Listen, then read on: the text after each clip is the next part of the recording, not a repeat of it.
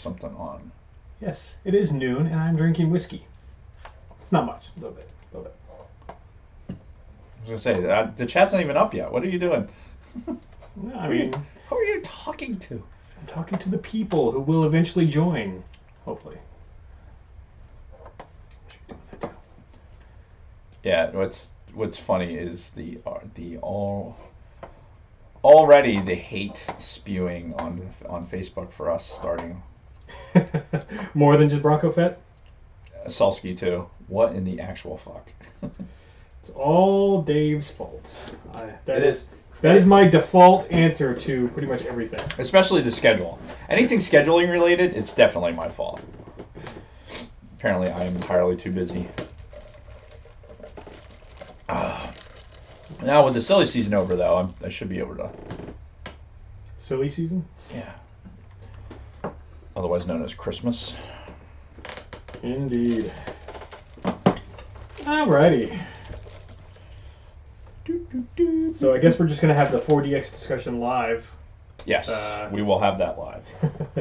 That way I can commit to it live. Yes. It will be on record. Drizzle starting. It's fucking nasty out. Like, it's relatively warm, but it's just gross. Like, it's colder than it feels. Yeah. It's just going to be interesting for the Eagles game it's up at the Giants. Okay. So. But, I mean, honestly, it's so close that it's no different from what your guys are used to at this point. Yeah, I mean, they're ready for it. Yeah. And by the way, we are now one 49ers loss away from my prediction from a few weeks ago, where it's going to be the Niners coming here to Philly next week as the fucking 5th seed if they lose to goddamn Seattle. Oh my god, I want to be so mad. Well, I don't know. We'll see. I mean, really, it's one of those things. I hate Seattle so much with a passion. Oh. I hate them more than I hate the Cowboys or the Raiders. Like, doesn't Pete Carroll just have a face you just want to punch? Yes. I saw a bunch of those people yesterday while I was down in AC, just like looking at people like that's a face that I just want to punch. Yeah. And again, Tom, this is all Dave's fault. Why do we have a thumbs down already? Did you give us a thumbs down, Tom? Not cool, man. That is not cool. Does it tell me? No, I don't know. Whatever. Yeah, it's, 9 a.m. over on the West Coast? Yeah, though, I mean, there's probably church services and stuff like that. Oh, right. Well, that's why I think Monday late afternoon, it'll be the key. Like, this 12 o'clock go, really for me today, is more because, like, there's the last vestige of Christmas nonsense today with my family. And my sister's up from North Carolina, so I can't justify, like, not seeing my niece and nephew that I only see, like, ever so frequently. Oh, yeah, I mean, I don't blame you. I mean, I'm able to be here, so it's not me. Well, and we try and accommodate the people that support us. I really do, and I'm genuinely sorry. Yeah. But today, this was... And plus, we were trying to accommodate a guest, too, who ended up having to cancel. Yeah. Because there's no way he could have done it later in the day. Mm-hmm. So, it's tough, man. Yeah. Life is... And then, of course, you've got constant turmoil. An important football game later this afternoon. Fuck yeah, I do. There's no way I'd be sitting... Sorry, guys. There's no way I'd be sitting here with the fucking Eagles season on the line to watch, like Jason might have that, like, might be able to try and do that with the 49ers like we did that one night, but... When they lost? Yeah. So... Stupid Falcons. Anyway. Alright, so... What is this? What happened? I don't know. Yeah. What happened? I'm like, there was a Galactic Caravan post. Can you hear Jason? Yeah, I'm just checking our volume levels. Mixer's been screwy.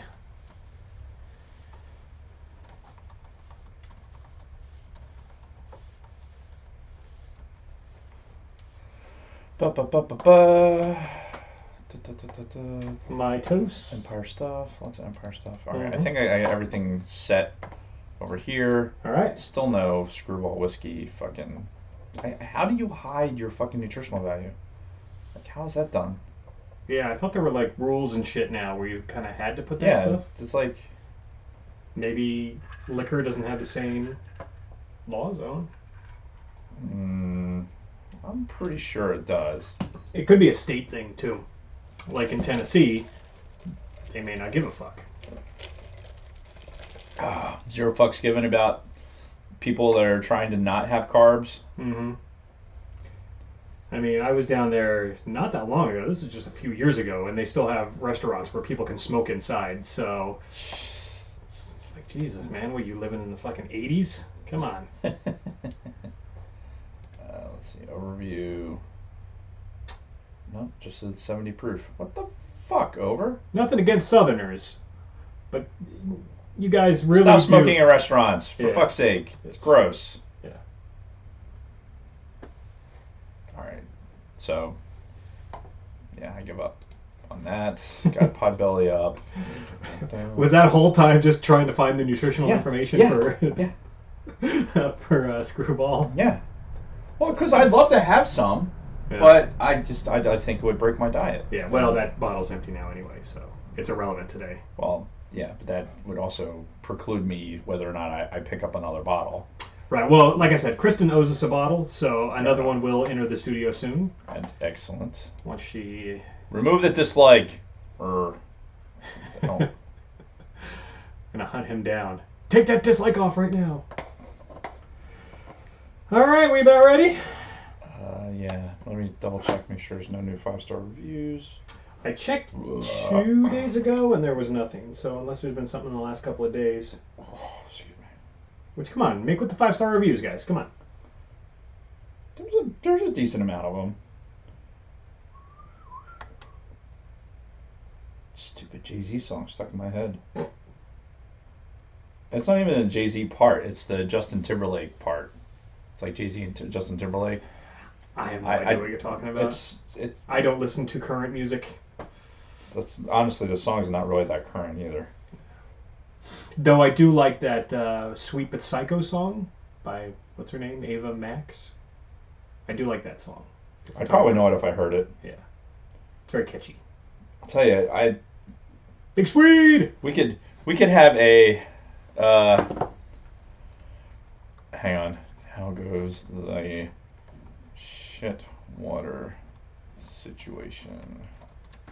Problem with the new house? Yeah.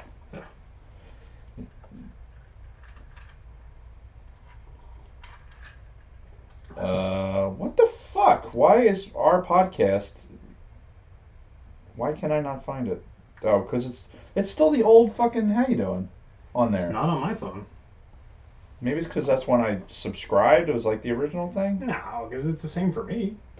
Dude, you see it, right? I'm not. I see it, but I'm not joshing you. If you look at mine, right there. What the fuck, over? I don't know. It doesn't like you. I don't like you either. Damn it! I was gonna say that.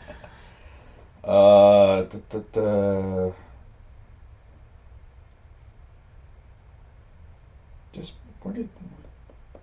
We're just waiting for Dave before we get started. He's. I just want to make sure that we're not missing any 5-star reviews that we can talk about, and we took care of that. Many squirrels running by today. Listen,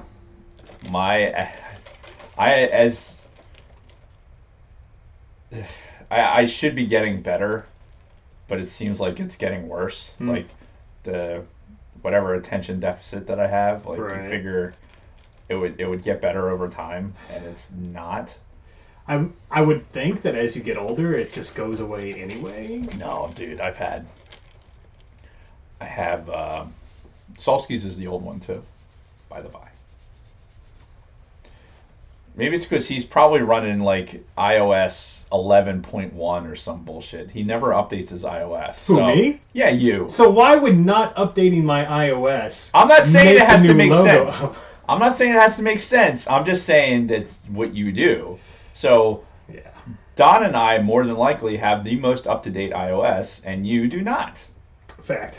So, sometimes it's not necessarily cause and effect. It's just different. All right, I'll give you that. All right, we good? Yeah. All right. Let's. Oh shit! I'm gonna open this and steal something from you. That way, I have something for the toast. I thought you were just gonna pour something. Yeah. See, it had huge potential for me to make a mess. Okay. Okay. That's A. B is taking fountain soda out of the container you poured it in and pouring it into something else. It like dissipates it somehow. I think that's all in your head. Mostly, yes. I can't debate that. That's fine. I'm that way with a lot of stuff too, so I won't bust your balls too much. So, all right, are we ready now? $3,000. God damn. For what? You'd have to see it on Facebook. The it is one of his main sewer parts of his sewer line had a leak. Yeah. Houses, man, they're not fucking worth it. No. I'm ready. Well, what's the alternative? I mean, honestly. A condo. Yeah, but now, like, from your life situation right now, like, if you right went now, yeah. into that, like, so I'm looking at something like that. Like, all right, do I keep the fucking money pit for as long as I possibly can and just pay it off? Because I'm hoping that here in the near future that when I get my disability rating back, it'll be at a percentage where I'm not paying Jersey state tax anymore. If I'm not paying the taxes in New Jersey anymore. Money, money, money, money. Yeah, it's a huge pay raise, honestly. Yeah. And why would I leave the house that I can do whatever I want to if I'm not paying taxes for it anymore? Mm-hmm. You know what I mean? Like, No, I hear you. one of the problems with New Jersey, besides the weather, but, you know, okay, you can't do anything about that. And the weather, there's very few places in the world where the weather's great all the time. Right. And I can't afford to live in any of those places, regardless. Yes. So, in New Jersey, if I'm paying off my house and I'm not paying those taxes, I just roll everything into paying the house off. Then, okay, we'll own this place. I can do whatever I want to it. Yeah. Okay, but you know the alternative is like fucking get rid of everything and go down to like a fucking, you know, a studio apartment somewhere. Mm-hmm. But I'm not ready to do that. I'm already ready for that. I'm already planning. Once the kids are all out of the house, once the animals all die off, we don't replace any of them. No refugees, no new pets. Move into like a one-bedroom apartment and be done with all this bullshit. Good luck with that. I'm gonna do it, even if I have to do it by myself. But anyway, are we about ready to kick this shit off? Yep. All right. That being the case, man, are you hot? I'm hot. Well, you're wearing two shirts. I am. It's kind of my workout gear that I was gonna do later, but now I'm like really warm. So shed a layer. I'll deal with it later. All right, we good? Yeah. 30 seconds of silence. My toast. Starting now.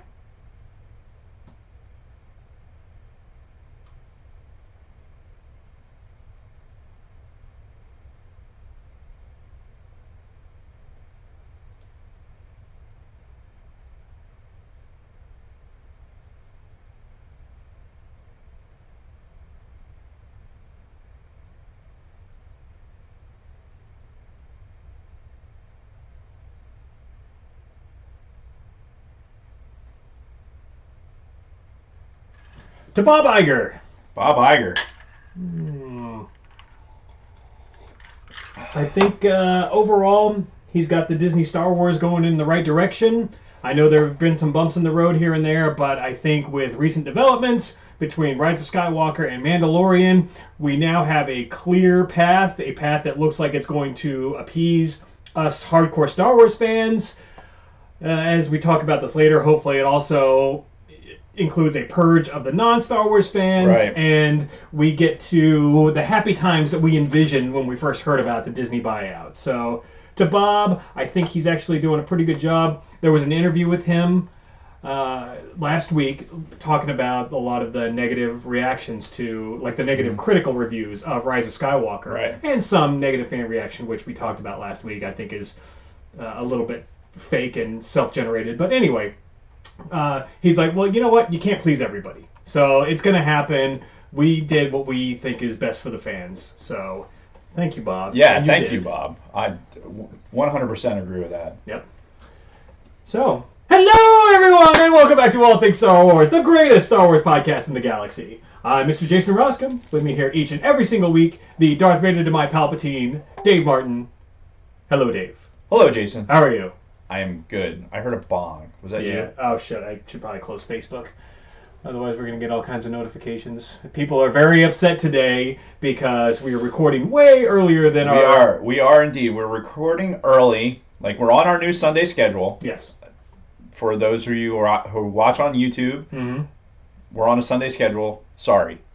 Again, it's all Dave's fault. It is my fault. And it's also my fault that we're starting early today because we have the last of the family, holiday shenanigans is happening today with my sister in town and everything else. So I'm going to roll from here to there and meet up with everybody.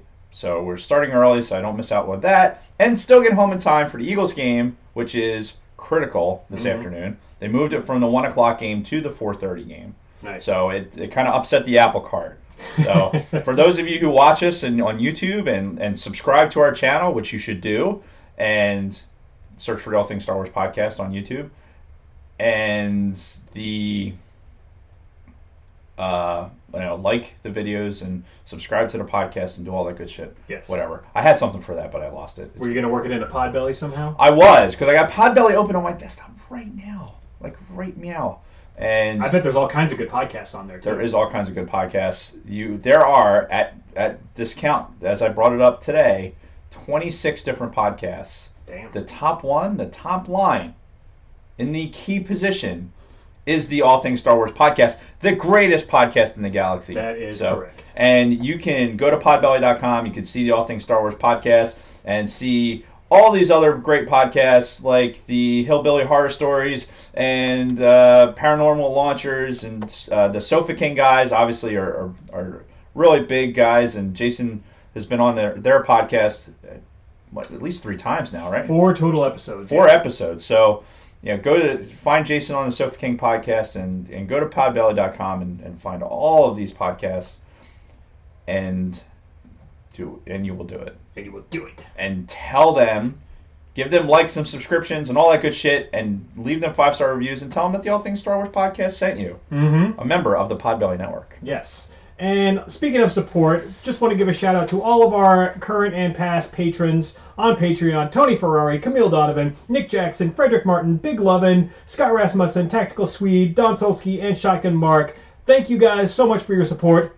You are the reason why we do this. Wow. Thank you so much. And if you want to support the All Things Star Wars podcast, go to patreon.com. I was about to say Podbelly. You can also go to Podbelly. Yeah, but patreon.com/ATSW podcast. Support us any way you can. Everything you give goes right back into the studio here. Yep. And we're making all Sweet kinds of headphones that we improvements. haven't used yet. Yes. So please support us any way you can. We greatly appreciate it.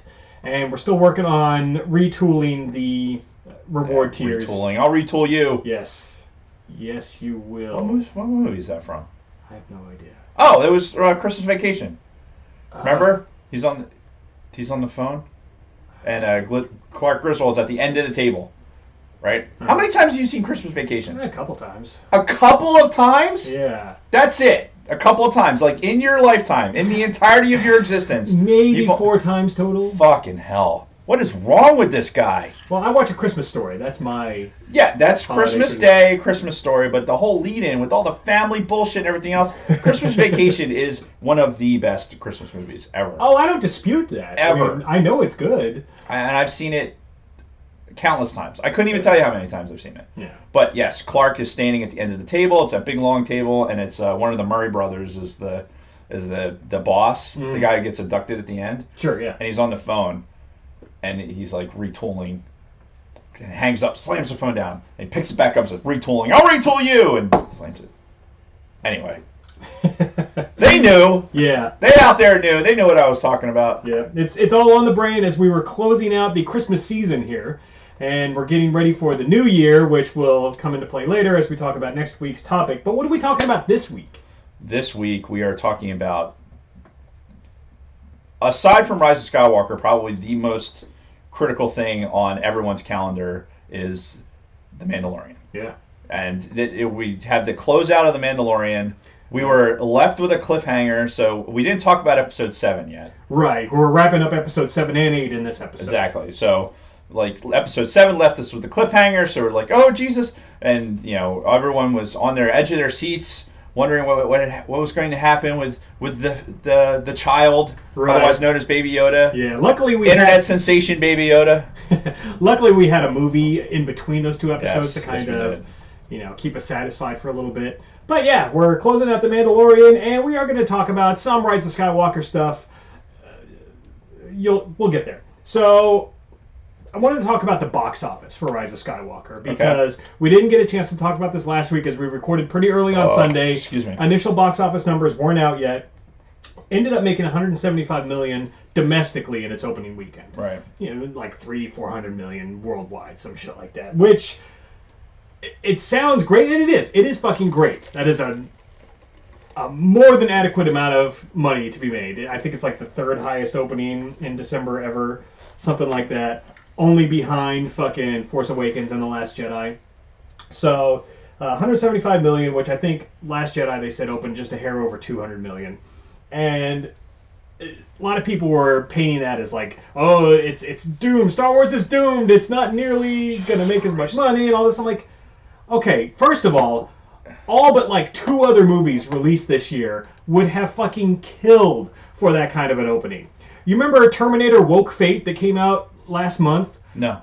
Yeah, exactly. But it did come out last month, and it made $68 million for its entire run.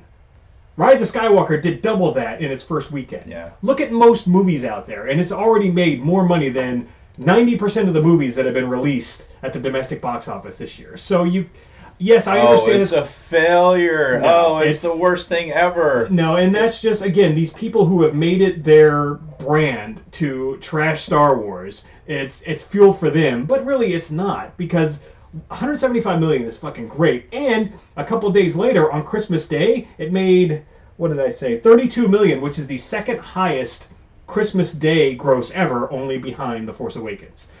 And you can't even compare this to The Force Awakens. I want to caveat that with this right now, because The Force Awakens was a unique phenomenon. I don't think it'll ever be duplicated. It hit at the perfect time, and it was the perfect movie for that time. Despite all of the people trashing it online, Yeah. it made so much money hand over fist that I don't think that'll ever be duplicated. Yeah, and let's face it, The Force Awakens, it hit the Star Wars fans at the right time. It hit the entire market. Everything just seemed to work out just fucking right. It was the reboot with the sequel trilogy and all this stuff. So it was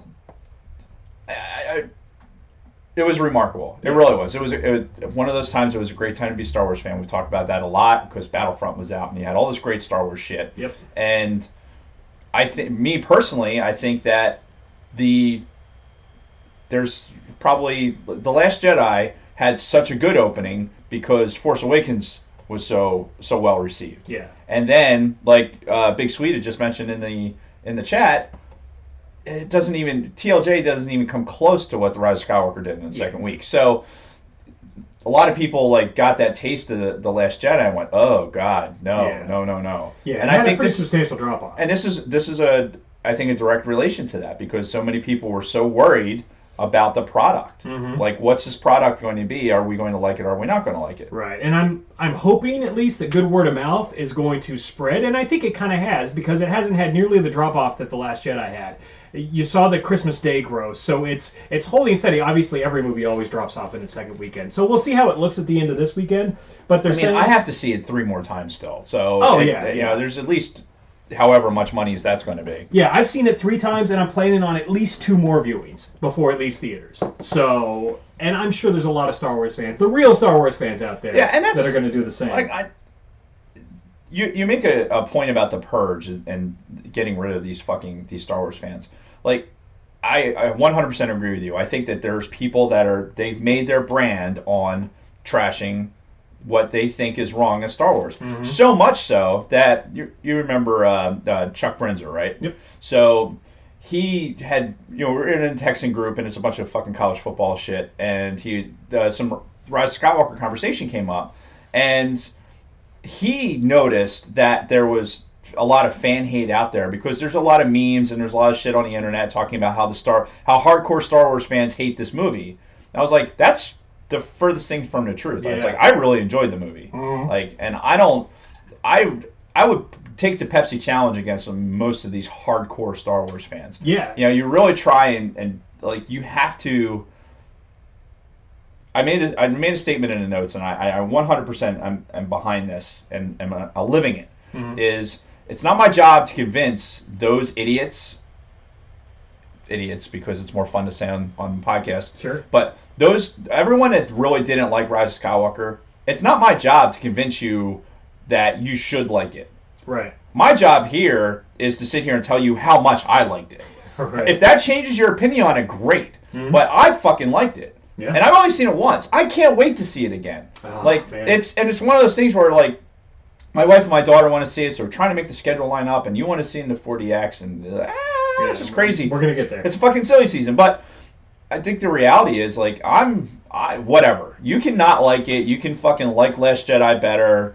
You can be fully on board with the Rian Johnson fucking bullshit. I am not. I don't give a shit whether you are or not. It really doesn't affect me one way or the other because I felt great after that movie. Yeah. And there is nothing that somebody's going to bring up. Like even the one dude at work who decided he was going to like he was a younger guy. He was saying some things about the ending, whatever. I'm like, dude, I don't know where you're getting that from. Like I'm pretty sure that you're just not absorbing the movie properly. But whatever. That's on you, dude. I fucking liked it. Yeah. And we have a fairly lengthy fucking track record here of putting out Star Wars products. So I think the rest of them can just really suck a big fat dick. Yeah. Because, like I said, whatever. I said it last week. They ingest things with their fucking assholes. They just don't know how to take something that's good. And yeah, hopefully this moment we can kind of purge all of these not real Star Wars fans, and they can just kind of leave us alone. Stop trying to co-opt Star Wars for your own personal agendas. Yeah. Just fucking go away. Don't want to hear your opinions one way or the other. If you love Star Wars,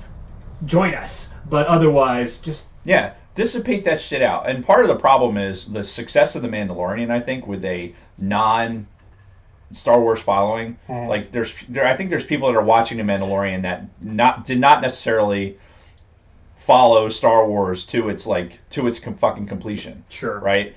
So they're getting like, okay, this is my expectations now based on The Mandalorian, and you're watching some of these movies and going like, this isn't the same thing. Well, it's not. Yeah. And that's the beauty of it, but I think there's going to be people that suddenly like, oh, we're Star Wars fans. But your expectation is something like The Mandalorian.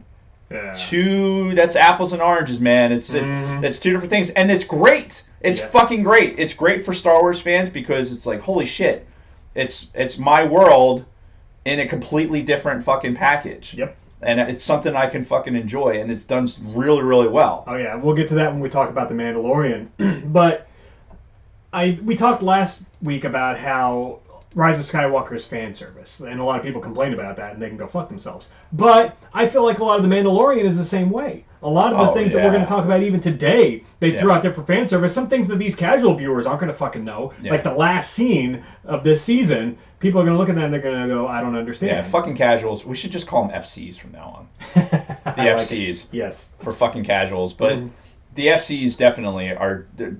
There's things that, like, I know when Nick and I were sitting there watching it at work on Friday, we're like, there's casual Star Wars fans, no fucking way they got turned on,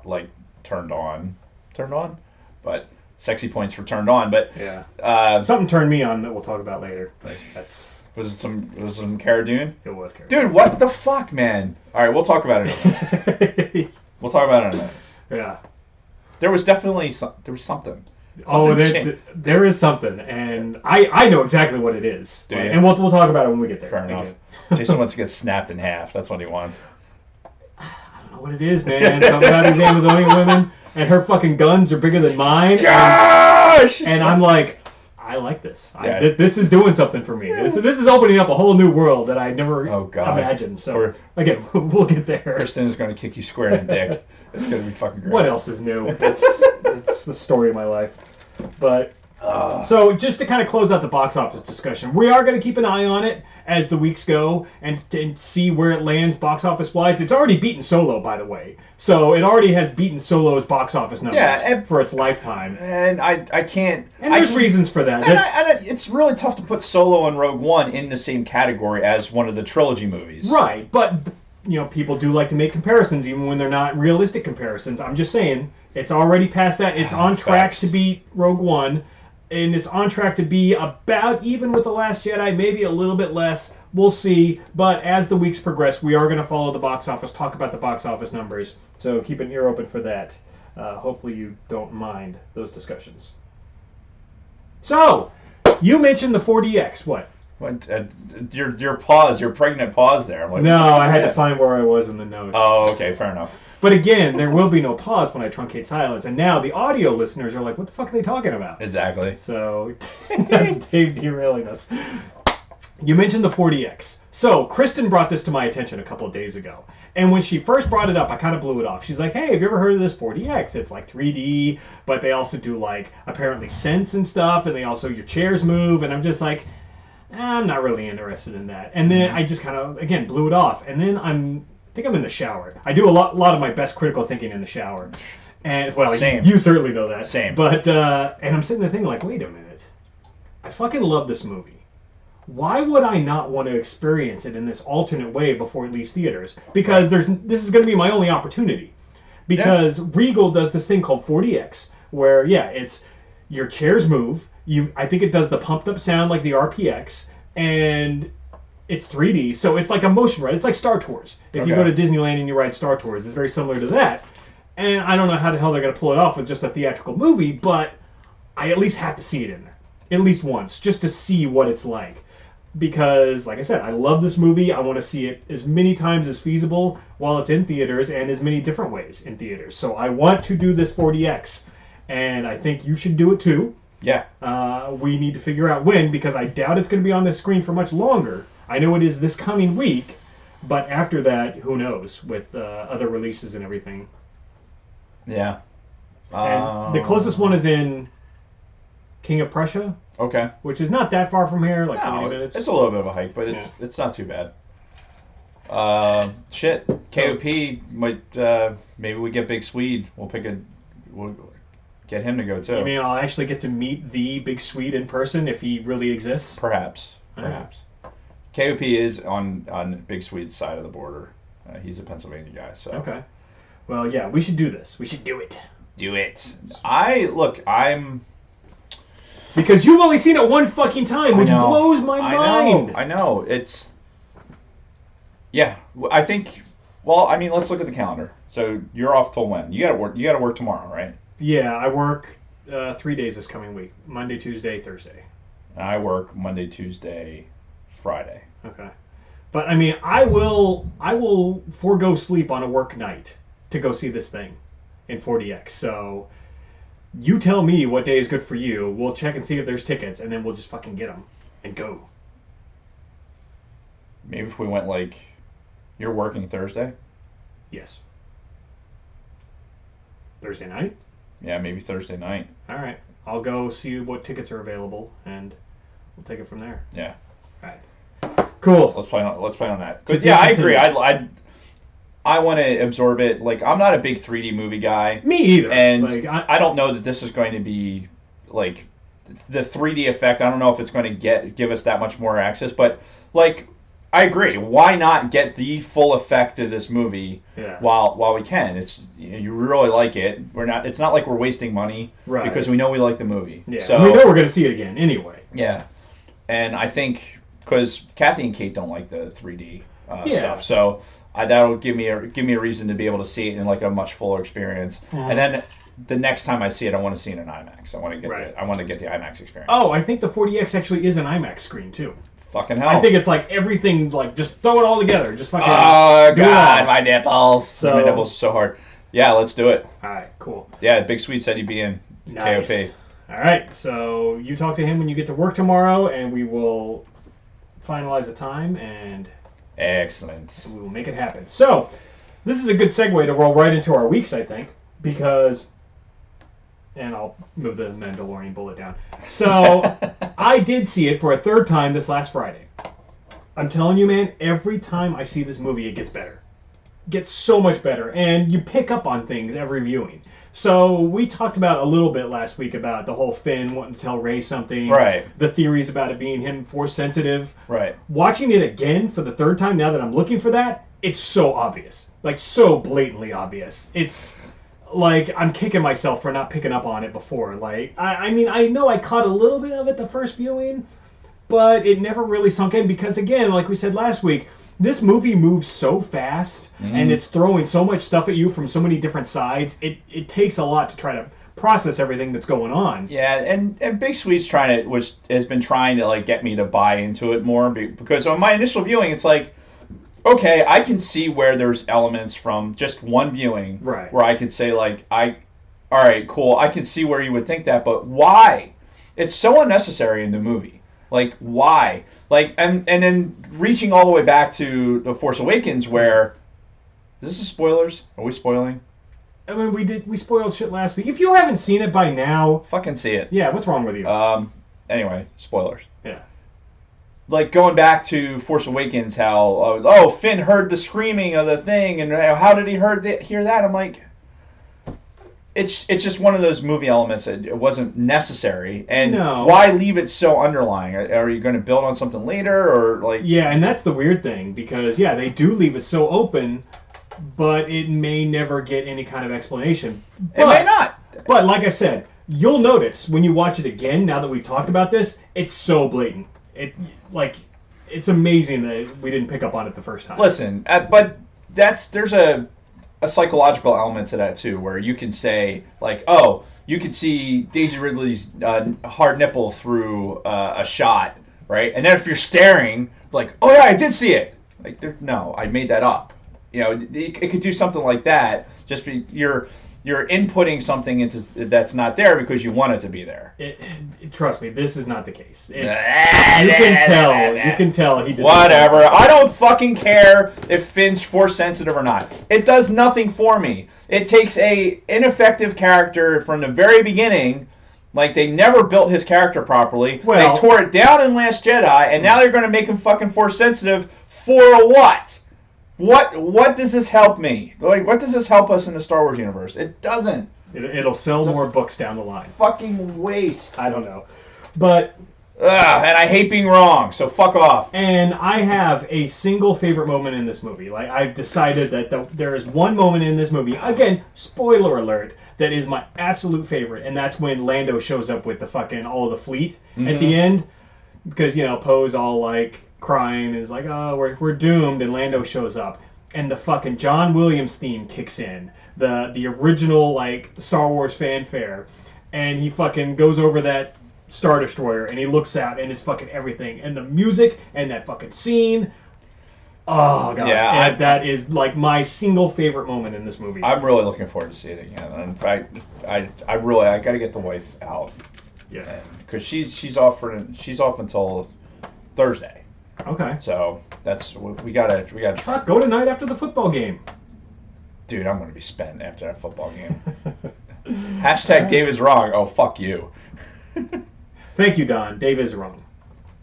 Yeah. How many times have you been able to say that ever? Not many. Yeah, exactly. That's the problem with being a narcissist.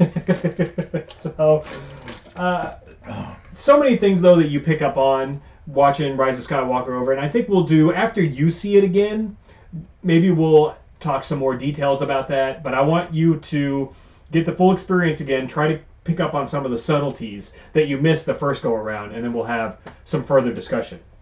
The only other thing I have in my week is, if you remember the Chewbacca Bop It that we got. So, what was the high score last week was 69. Right. So, we'll see.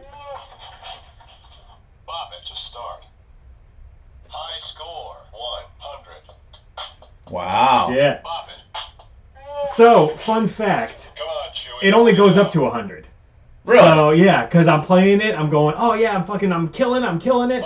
I can tell I've beaten the 69, and then it just stops. It says, congratulations, you have beaten Bop It. Score 100. I'm like, what?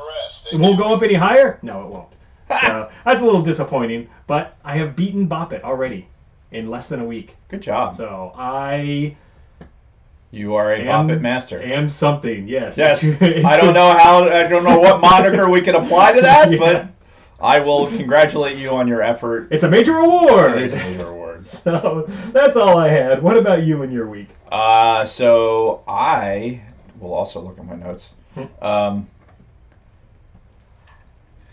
Probably the big thing was coming out of last week. We taped early last week so that I could get home in time to watch the Eagles beat the fucking Cowboys. Mm-hmm. It was a great game as an Eagles fan because we saw a spark of life. Yeah. There's Eagles fans that looked at that team and felt like they were dogging it a little bit. Mm-hmm. That there wasn't a lot of heart, wasn't a lot of energy, and that team that showed up against the Cowboys for what could have been their last home game of the season knew that this was like, hey, we control our own destiny. We have to fucking beat the Cowboys, and otherwise the season's over. Yeah. So they went out there and they fucking did it. They did their fucking job. They did their bit, and they beat the piss out of the Cowboys too. It wasn't even close. Yeah, the score doesn't really reflect how dominating the Eagles really were in that game. Like it should have been a bigger point margin. Yeah, Elliott missed a field goal, and it's one of those things where it's like I rewatched it again on Christmas Day, and I was at we had on my mom's side of the family, we had the Christmas stuff yesterday at my sister's, and a lot of Eagles fans, on that side. And we were talking about it, and I think none of us had only watched the game once. We all watched it off the DVR at least 2-3 times. So, and it was just nice. It was nice to see good things happening. Right. The reality is Jim Schwartz still needs to get fucking fired. I don't know if that's still my Twitter handle, but it's. I think I changed it to Dio as my spirit animal actually, but that Jim Schwartz, that fucking defense. Some of those calls he made were just fucking ridiculous. We don't know what he's thinking. He needs to be fucking fired. He should have already been fucking fired. Mm-hmm. But got home in time to see fucking the Eagles win, so I was super happy about that. Went to, Christmas, obviously. Yeah, that happened last week. Yeah, we were really going to talk about anything with that. Christmas happened, did Christmas stuff, blah, blah, blah, blah, blah. Lots of Christmas stuff. Christmas stuff, all the Christmas stuff. Mm-hmm. Last night, last night, Kathy and I went down to Atlantic City. We saw Jim Brewer. Oh, nice. Right? Dude, I have never laughed so hard for so long in my fucking life. Really? Dude. It was insanely hilarious. Nice. All right, and what's really funny is I guess he was doing shows. It's just after Christmas, so he's like basically telling how his family drama is going in the house, and so it was a lot of stuff like that. Mm-hmm. And just he was so fucking funny. I think Kathy was laughing at me laughing because I was laughing so hard. Just really, really funny. Jim Brewer, if you haven't had a chance to see him in live, we've never seen him live. I mean, I've seen his stand-up shit, and obviously we know him from fucking SNL and all that bullshit, right? Right, and Half Baked is the thing that I remember him the most from. The dude is just fucking hilarious because it's half of what he says, the other half is like the shit he's doing with his fucking body. Okay. And we were in the second section, so we there was probably 15 rows in front of us, 15, 16 rows in front of us. So we had really good seats right in the middle. We got the whole experience. Nice. It was fucking great. So yeah, just giant belly laughs. Yesterday Penn State won their bowl game also. Oh, very Penn nice. State wins the Cotton Bowl. It's fucking touch and go. It was touch and go in the beginning. I'm not going to lie. It was stupid question. Who did they play? Memphis. Okay. The 17th ranked team. So they were fucking hungover or something. There was just the first series of that game, the defense, which was one of the best defenses in the country against the run, they looked like fucking Appalachian State. I mean, the Raiders. They looked terrible. Yeah, the fucking Raiders, right? So yeah, watch Penn State win. Family stuff, and then hi to the Henry family members that are Star Wars fans and also listen to the podcast. Yes, thank you. Hola. and please excuse all my profanity. I really, it's one of those things. I mentioned it yesterday. It's like, yeah, it's kind of strange. If I think about like who could be listening, I might change, and most of the time I don't. Like whatever, I don't fucking care. I mean, I know my 12-year-old son listens to us pretty religiously, and Yeah. you see the way I talk. So. Yeah, it's just one of those things where it's just like, I mean, let's face it. I mean, some of the things have just been. They just come naturally. Yeah. I'll just put it that way. So especially the angrier we are. Yes. Like if we're mad about something, the filters. Yeah. The filters are just off. So anyway, so over to holidays, I started a diet. Right, I started doing the keto thing. We've talked about it. Yeah, you were doing it last week. Yeah. So it's been like a month, I guess. Okay. And hit the scale so far. I've lost 20 pounds. Fucking A. Yeah, that's great, man. So it's pretty cool, and I have to publicly thank Kathy for because she makes all this food for me. She's awesome at making sure that I stay within my lunchbox and have alternatives for good stuff. And there's very few things that I miss eating. Yeah. Soft pretzels is one of them, and she found a soft pretzel recipe, so she's going to try and do that. Yeah, there's very few things where I'm really, really craving something. I had sugar-free gummy bears. Mm-hmm. Oh yeah, you took them to the theater when we saw. Well, she made those. Yeah. She actually straight up made those. But they were good, by the way. She found a bag of made by one of the candy companies, and it basically tastes the same. It tastes like sugar-free Jello. Yeah. But they're a little gummier. Sure. Yeah. They were delicioso, and I ate like an entire bag. Bad idea. Bad idea. Like you can have like a handful, good, but an entire bag of sugar-free gummy bears is going to liquefy your insides. I'm telling you right now. But yeah, 20 pounds. Yeah. So, and I've been cautiously optimistic with the whole thing, right? Yeah. I mean, you can't go into it expecting like, oh, I'm going to lose like 120 pounds and I'm going to look great. No, It takes a long time to see results with stuff like that. Trust me, I know. Yeah, and it's one of those things too where you almost don't believe it. Like when you're getting on the scale and kind of measuring it, you don't believe that it's working. Mm-hmm. You have to have some physical thing, the pants you're wearing don't fit anymore or some shit like that, which is great. I was already at a decent weight. I was comfortable with everything, and then I gained it all back with some medication that I'm on. So that's why I'm doing this. The medication I'm on is I don't want it to blow me into I was up at almost 270. Damn. I was right 268.8, 269.8, something like that. Yeah. So I'm God, something's got to give here. Yeah. So see, I just chalked it up to the retirement thing. It's immediately when you retire, you're like, fuck it, don't have to do any PT tests or anything anymore. But what's funny is I had that mentality, but I didn't gain weight. I'd actually lost weight when I got out. And for whatever reason, and then it's fucking hard. It's hard when you have endocrine issues and shit like that to manage your weight. So this has been great, and I just have to thank my wife for taking care of me with that. And and by the way, I don't want to say this in a creepy way or anything, but I mean this legitimately. I've seen some recent pictures of her. She looks fucking great. Yeah, she's been killing it lately. Oh yeah, she is definitely. It's one of those things where it's easy for me to get into this because I've seen the result of it. So, thank you for recognizing it. Good job. All my family members on my mom's side, because we only really see them once a year, they all, because she'd been on the diet for a year, so she had a considerable change. Yeah. So when they saw her yesterday, it was it probably made her uncomfortable because she was God, okay. Sure. But yeah, she's been doing great, and she's really helping me out. So if I can do it, you fuckers can do it. Yeah. So that's it.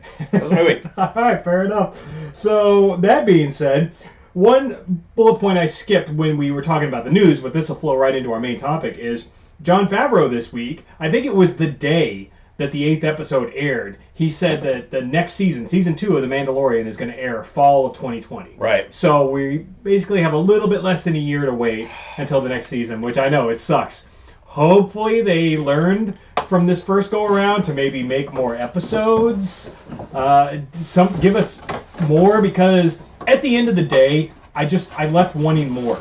Well, I wanted longer episodes and I wanted more episodes because the show was that good.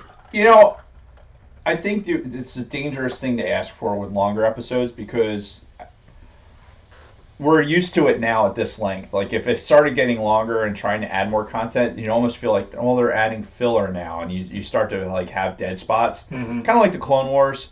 Like, as you're watching the cartoon, it's like, okay, they're going to do this many episodes, and there's a lot of clunkers in there because you're making content to fill.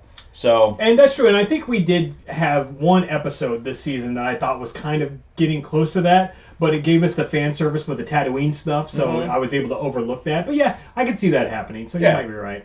But definitely more. Yeah. Like, more episodes. Like, have a 12-season episode as opposed to, or a 12-episode season. Yeah. Yes, please, give us 12 fucking seasons. Please, pretty please, with sugar on it. And Favreau cannot leave. He cannot leave. Favreau and Filoni have to be the fucking guys. It's that vision. Mm-hmm. It's that level of vision that we want for this particular series. Yes. And quite frankly, for everything going forward. Rian Johnson can fucking fall on an age tree and die for all I fucking care. Mm-hmm. Mm-hmm. So we're just going to go ahead and kind of break this down. We'll talk about episodes 7 and 8, and then sort of wrap up our final thoughts on the season, though I think you probably have a pretty good idea for what those are. Episode 7 starts off, Apollo Creed contacts the Mandalorian in his ship. He says, "Hey, we good? I know you tried to kill me. I tried to kill you. We're both alive. So we cool." Yeah. And he's like, "By the way, can you come back and kill these Imperials that have kind of come to?" They've kind of taken over. Yeah. Since you've been here. Yeah. It's kind of your fault. Right. We're not blaming you. However, it's kind of your fault. Yeah. So he's like, you come back, you do this. We'll forgive you. We'll let you back in the guild. Everybody's cool in the gang. Which, obviously, he's full of shit. And I'm sure Mando knows it, too. Which is why he immediately goes and starts getting reinforcements. We get this montage of him going to all of his old friends from Season 1. Starting with Cara Dune, who is, when we flash to her, she's back on that fucking planet that had the hot single mom. Right. The one of the Bo and Mando. Yeah, she's in that bar thing. The little cantina or whatever. Yeah, and they're having like a... Right. So they're having like this UFC fight that's also kind of like... You remember the music video to Beat It? When they fucking tied the things around their arms and they're having the knife fight, Very similar style to that where they're tied at the waist with these fucking things. And it's like her and this big Zabrak guy. And they're just kicking the shit out of each other. And this is where I wrote the note. I really like her. Like, I'm watching this and I'm like, man, this is like fucking hot right now. And I don't know what it is. I don't know what it is about the Amazonian type women that could probably break me in fucking half. But she's doing something for me in this. And yeah, it wasn't like episode 7, like the fighting and everything else. Like it was cool to see her. Like, as we see throughout these next 2 episodes, like, you see a little bit more of her personality. Coming out of it, and, like, her anxiety towards, like, anything to do with the Imperials. Mm-hmm. Like, especially when he does, after she's finished the fight, and she sits down with Mando. Yeah. And which, by the way, she makes the Zabrak tap out. Oh, yeah. Yeah. She had him in a fucking chokehold, and he fucking taps out. Yeah. Which, of course, she would hurt us so badly. Oh, my fucking God. But it's kind of when she's sitting there and he's like, okay, blah, blah, blah. She's like, yeah, I kind of like this high out thing. Yeah. And he's like, well, you'd be getting to kill Imperials. And she's like, you son of a bitch. Yeah. I'm in. Yeah. Right? That fucking, the Rick and Morty meme. And then, so... I like getting to see a little bit more of her personality, but for me, episode 8 is where that kind of the switch was flipped for a little bit for me. It was got a little movement. Like, wow, what did they do? What did they change right now that to make it seem like just I don't know. I don't know what they did. Was it the cannon she was firing? I don't know. I think it's the guns, man. Like, I never thought that I would actually find a woman attractive who had solid arms, but I'm watching her. I'm like, I'm digging this. You never got into what's her nuts? The fucking Ronda Rousey. Actually, I kind of like her too. Yeah. It's that kick-ass ability. I think is what it is. And so as they're flying to their next destination, because he's going to get Quill next, they're in his fucking speeder, traveling through space. Him and Kara go down below, and she's like, "Is he gonna be all right up here alone?" Talking about Baby Yoda, No. and of course no. And this has got to be one of those things where I would imagine whoever directed this episode is probably a new parent or has kids, because if you have kids, this makes total fucking sense. Because when they're in that toddler age, before you can like effectively communicate, all they're trying to do is kill themselves or other people around them. Constantly. Yeah. Look, case in point. I was a kid, I forget what day it was. It might have been a Sunday, like we were getting ready for church or some shit. Mm-hmm. And I went out to start the car. It was one of my cool things I got to do as a kid. My sister, the next closest sister to me is 7 years younger, Mm-hmm. and the other one's like 10 years younger. Sure. So they were loaded up in the car, and I went and started the car, to get it warmed up for us to go. My parents are still inside getting ready. Mm-hmm. I go inside the house for something.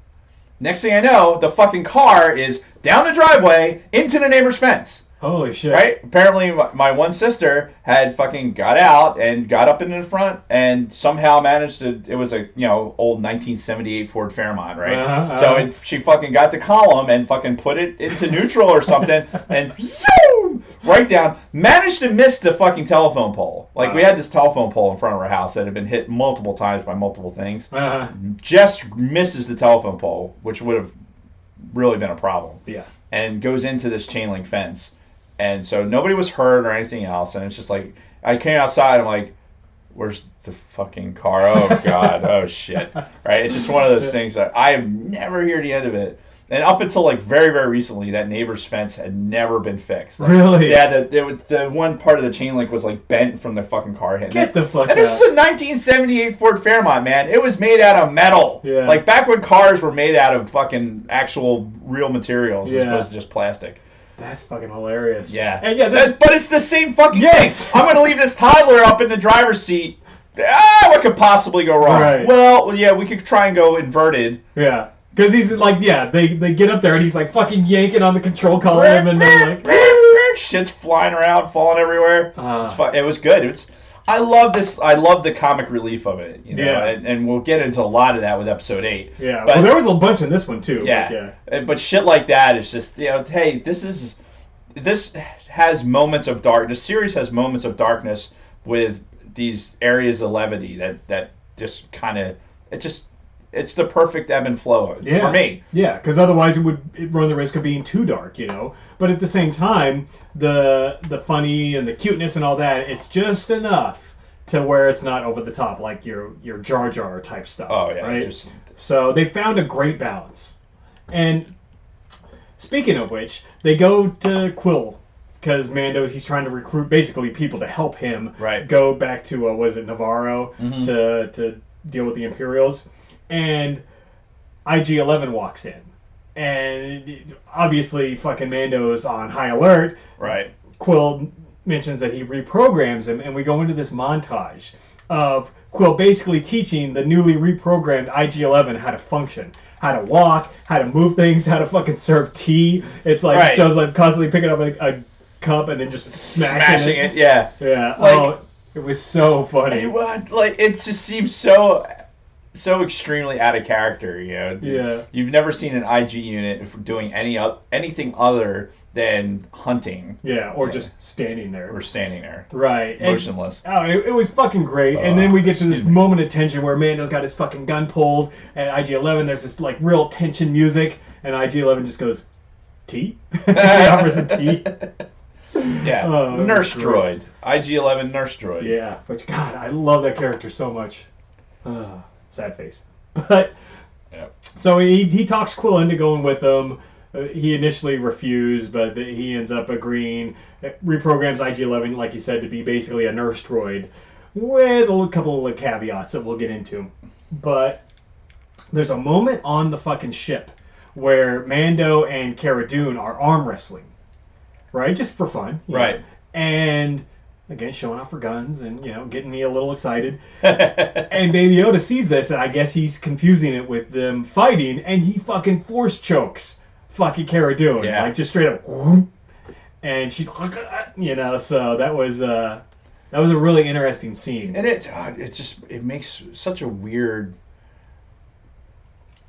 It gives you a taste of where can we place this child? Where, like, how did it come about? How did the fucking Imperials get it initially, or and then lose it, and then like you get. There's so much more to be explored with this. Right, and like, what was their intent with him? Yeah. Was their intent to raise him as a dark side force user, or were they just going to harvest his fucking organs, or what? You know, because we never got the answer, even through episode 8. Yeah. No fucking idea, except at least this Moff Gideon guy knows what it is, or knows what kind of power it has. Yeah, holy shit, Moff Gideon. We'll get to that in a minute. Mm-hmm. So yeah, they get back to Navarro, meet up with Apollo Creed and his little crew, and they kind of go off together. Comes to nighttime, right? Now keep in mind, this aired the day before Rise of Skywalker. I want to make that perfectly clear because that's going to be relevant. Nighttime falls, they're camping, they're bullshitting and whatever, and then these fucking, like, they weren't Minox, they were like these fucking, like, pterodactyls or something, some kind of crazy, like, night flying beasts roll in and just start, like, picking them off, doing all kinds of damage, this big, crazy fight going on. Ultimately, you know, Apollo Creed fucking gets pretty badly injured, like, they fuck his leg up. It was his leg, right? No, it was his gut. It was in his guts. Yeah. Because, they fucking clawed the shit out of him. They had no more, like, first aid kits, no Bacta. So he's pretty much going to fucking eat it at this point. Baby Yoda walks up, puts his fucking hand on him, and fucking force heals him. And heals him. Yeah, which there's no fucking way that this was a coincidence, that they aired this episode the day before Rise of Skywalker. Nope. No fucking way. Yeah, I agree. And when we saw it in Rise of Skywalker, you're like, oh, fuck yeah. We're going to make this canon, and let's use it for effect. Yeah. Let's fire for fucking effect. And they do it. Yeah. And it's great. It is absolutely great. But calls to question that whole, the paralleling of timelines and shit like that, and where does fucking the child, you know, came from, and where he goes from this point forward. Yeah, where does he end up? That's the big question, you know? Yeah. But, so, that basically changes Carl Weathers' mind, because he admits later that they were going to kill their whole crew and take the fucking baby back to the Imperials. Right. But he changed his mind, kills his cronies. Yeah, because it wasn't just Cargo, too. I don't know, or Apollo Creed. It wasn't just Apollo Creed. It was a couple of lackeys, too. Yeah. A couple of other bounty hunters. Yeah, what do you call it? They're like his enforcers or his body protection, whatever. But yeah, it was all a ruse, which I'm sure Mando saw through. Yeah, I think everybody that was watching it knew that, like, Homeboy's going to turn on him. Like, why wouldn't he? Like, he's the kind of guy who's like, all right, he's an advantageous guy. He's gonna take the opportunity when he can get it. So. Yeah, and I'm sure he knew this was coming, and so he comes clean and is like, hey, I'm with you guys after what happened last night, and they come up with a plan to basically try to ruse them, bring in a fucking fake Baby Yoda in the pod, right, and have Quill take the real one back to the ship and beat feet out of there. Baby Yoda, floating in a pod, Baby Yoda. Yeah, they get in there, fucking old guy is sitting there, he's like, I would like to see the child. And they're like, oh, he's sleeping. And he's like, which is like super obvious. Like, yeah, like, it's okay. You know, we won't wake him, or some shit like that. It was something ridiculous. Yeah, and then, but immediately, Moff Gideon calls, says, yeah, you done fucked up to the old guy, the old Imperial guy. Yep. Fucking lights up the whole building that they're in. Yep. And you look outside, fucking whole legion of stormtroopers, fucking death troopers, and fucking Moff Gideon pulls up in his TIE fighter. Right. Which I'm sure you loved. Oh, yeah. Oh, fuck yeah, I did. And the fact that it's like, it's a... Big Sweet and I were talking about this when we were watching episode 8. It is a modified TIE fighter for, like, austere locations. That's why the wings folded flat like that. Okay. Apparently it's in canon somewhere that this particular Senior fucking modified TIE fighter for landing on dirt and shit like that. And then, of course, my mind goes to, like, why would you need that? Like, wouldn't you want the solar panels open, like, and keep the... Anyway, me being the fucking the TIE fighter guy. That's see, TIE fighter, not a non-modified TIE fighter. Right. No, I understand. Anyway, We've talked about it before a couple times. I love TIE fighters. So the Have I only mentioned other that? the only other thing that really happened in this episode, because it kind of ends at this moment where they're pinned down in this fucking building, was Quill still trying to beat feet to the fucking ship. Two scout troopers are chasing him on speeders, Right. and they keep flashing back and forth between Mando trying to get a hold of him on the radio and him fucking trying to haul ass with Baby Yoda, get him back to the ship. Finally cuts to a scene. I think this was the last shot in this episode. Quill fucking dead on the ground, and the two speeders heading back. So Yeah, you see the scout trooper like scoop up Baby Yoda, right, and that's it. yeah, And then everybody, right before Rise of Skywalker, is like, "What the fuck? What is happening to Baby Yoda?" yeah, Again, great memes on the internet about like everyone's all talking about this. I'm just sitting here wondering what happened to Baby Yoda, Right. shit like that. So it was a great cliffhanging episode. Thank God we had an episode after that to not leave us. Oh, if that could had been you the end of fucking the imagine season? a year? We're waiting a year to see what happens to Baby Yoda. Oh, fuck you! No, there were fucking spears and pitchforks out in front of fucking Lucasfilm. oh yeah. So yeah, that I ended almost said that. LucasArts again. Right, that ended that episode. Moving right into episode 8. Well, no, first of all, I have an episode 7 story for you. All right. So we start off episode 8 with the two scout troopers that scooped up Baby Yoda. This is like a 10-minute fucking scene with these two, which is fucking great, which we'll get into the details. But I wanted to know who the voices were of these guys. Right. So I go and look it up, and it's like Jason Sudeikis was one of them. Right. And the other person was Adam Pally. And it's talking about Adam Pally was also in episode 7. And I'm like, he was in The Force Awakens? No, and no, I'm no. sitting there, and then it finally dawned on me, and I'm like, fuck! So, Right. goddamn Bronco Fett, he was actually right for a change, because I got the episode 7 of Mandalorian mixed up with episode 7. Listen, we're calling it episode at this point just because we know it's wrong. Right. And we're going to keep calling it the wrong thing. Just out of spite. Hey, before we get much further, Alright. that's not it. Do you... Where's our signage? You need- Where is the signage? Do you need that? I do. Alright. Like, All right. Like right now. That being said, we're going to take a quick break, and we will be right back my God. after this word from our sponsors. That was very sudden of him to need to do that, but that's fine. Let's see if we're getting any more hate on Facebook.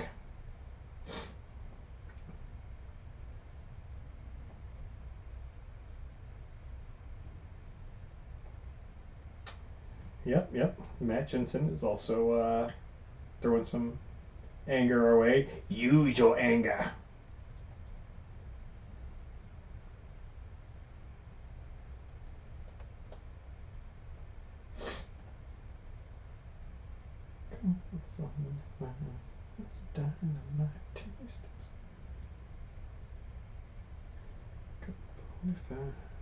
It's a dynamite taste.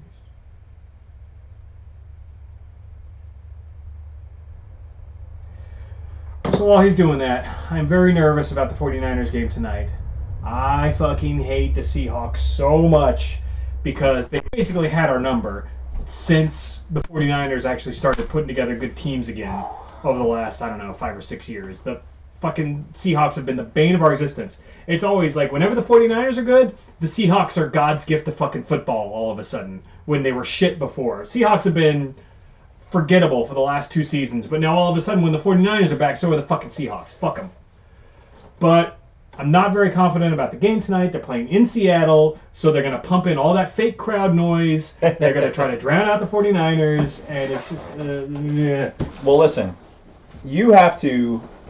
Ouch! You have to look at this game and go, like, you're feeling not as confident about this game, right? Yep. If they win this game, it's one of those, hey, they just prove themselves a little bit true. more. Yeah. Like, if you can go in and you can win this kind of game, then when you have to play the Saints in the playoffs, then you're proving that you can fucking step up to those games. Yeah. Because I can tell you right now, If the Eagles win today, they're going to play Seattle. If San Francisco wins. If San Francisco loses tonight, they drop to the number 5 seed, and they're coming to Philly. Right. Should try and get tickets. That would be pretty awesome. That would be awesome. But we really don't want that to happen. Right. I'd rather play Seattle at home.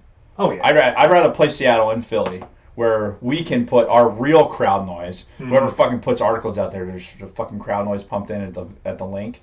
They can suck a bag of dicks. Yeah. That whole stadium that Seattle plays in, I've actually been in there for a fucking game. Mm-hmm.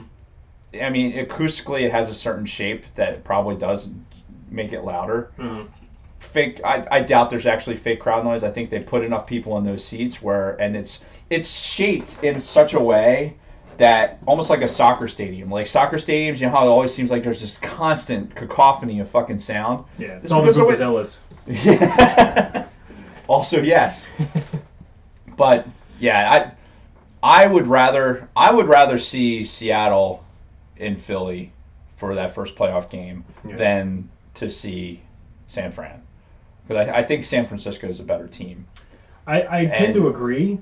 And especially if San Francisco can go in and win this game, then I think my confidence level that the Eagles are going to advance past the first round of the playoffs, if they get to the playoffs, is pretty small.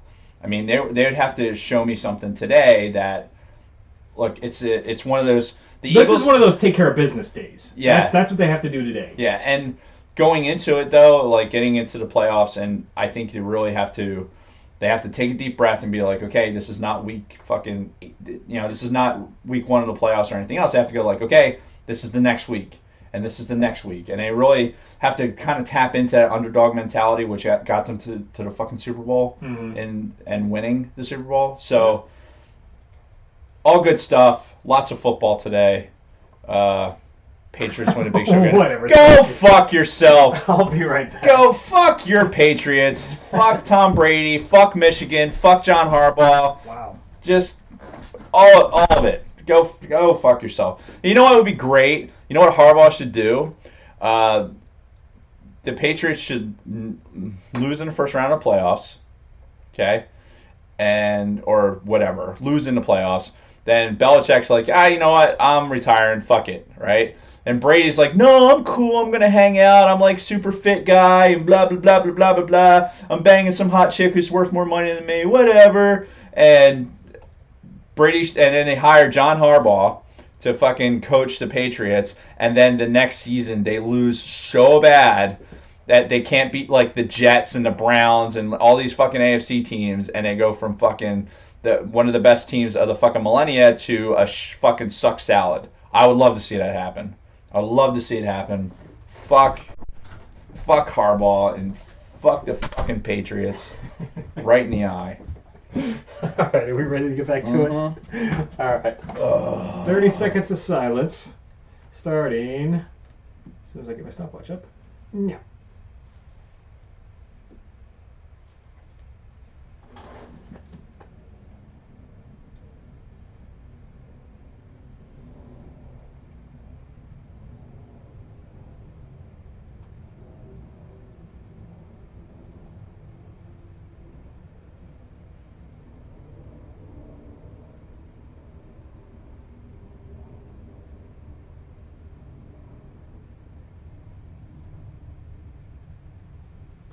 And we're back! So, episode 8 picks up pretty much right where the other one left off, except we start off, like I said, with this scene where it's these 2 fucking scout troopers just sitting there waiting for the fucking call to bring Baby Yoda into town. This scene was it was so weird, but so funny, and a little bit disturbing at times, because of the way they're treating fucking Baby Yoda in this. Yeah. Like, they're fucking whacking him in the head when he, like, pops his fucking head out of their duffel bag or whatever. Right. Like being, like, real fucking dicks about it. Well, and I think what was interesting about this, and I think for us being in the military, you know, it's like, okay, we're going to go do this thing. Okay, now we're going to wait. Yeah, hurry up and wait. Yeah, so it's like, okay, we're waiting. And then the comm traffic was fucking great too. It's like, oh yeah, he just killed his lieutenant because he talked back to him. Yeah, something like that. You really want to wait out there until it's clear. Like, okay. It's just like, yeah, fuck that. And then it's just all this funny dialogue going back and forth. The shooting. Oh my god! The shooting at the fucking thing on the ground. They can't shoot the thing, and they're fucking shaking the pistols. And they're scout pistols too. They're like fucking the overpowered scout pistol from fucking Battlefront. Right. But I remember from the fucking toys, from the Return of the Jedi toys. Oh yeah, day, yeah. You know, it was that same fucking gun, and they're shooting this it's like a little fucking part of a ship or something on the ground. It's like 3 feet away from him, and they're missing. And then the one guy's watching him miss, like, you fucker. Like, well, I'm going to take care of that. And he misses too. I missed too. It's like, holy shit, man. That was too fucking And funny. the military dialogue, too, with just, like, 2 bored dudes fucking, all right, I'm going to shoot at random shit. I'm like, fuck. Well, let me see it. I want to see this fucking thing we got. No, you can't see it. Fucking, the dude just shot his fucking lieutenant. You think we really want to fucking have anything to do with some shit like that? Mm-hmm.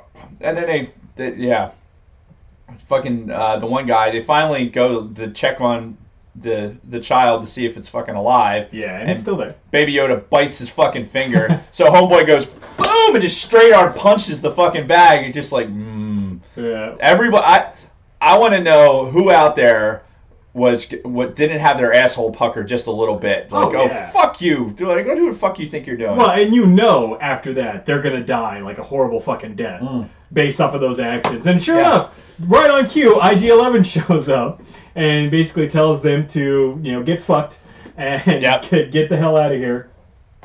They don't listen. They don't comply. So his nanny programming kicks in and he protects the child by beating the fuck out of them and killing them, you know?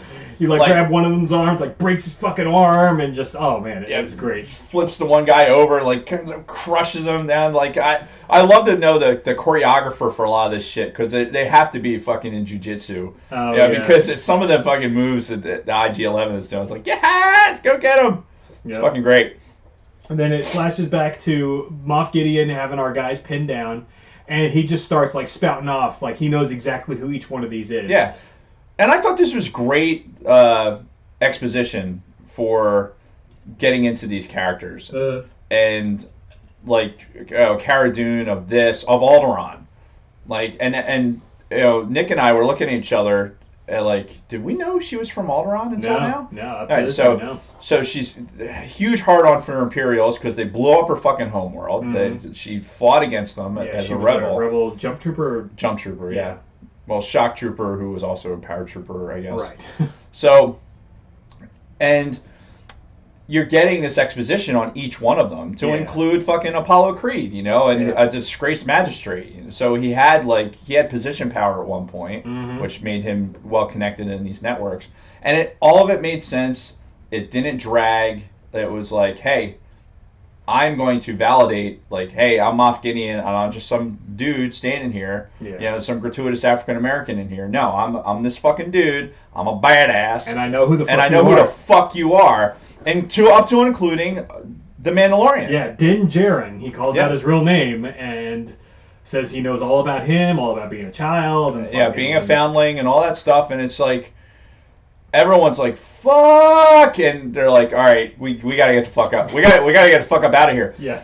What was poignant to the whole scene too is the fact that Gideon knew that he didn't have possession of the child, so he knew he needed them. Yeah. Otherwise, he sets up the fucking gun, that we got one over there with the snow trooper. Mm-hmm. Sets up the fucking EF repulsor cannon. Yeah, because we get the whole scene where they're putting it together and everything, just like in Empire. Straight out of, Empire when they're in the fucking snow thing. And I think they're putting one together in Docking Bay 94, aren't they?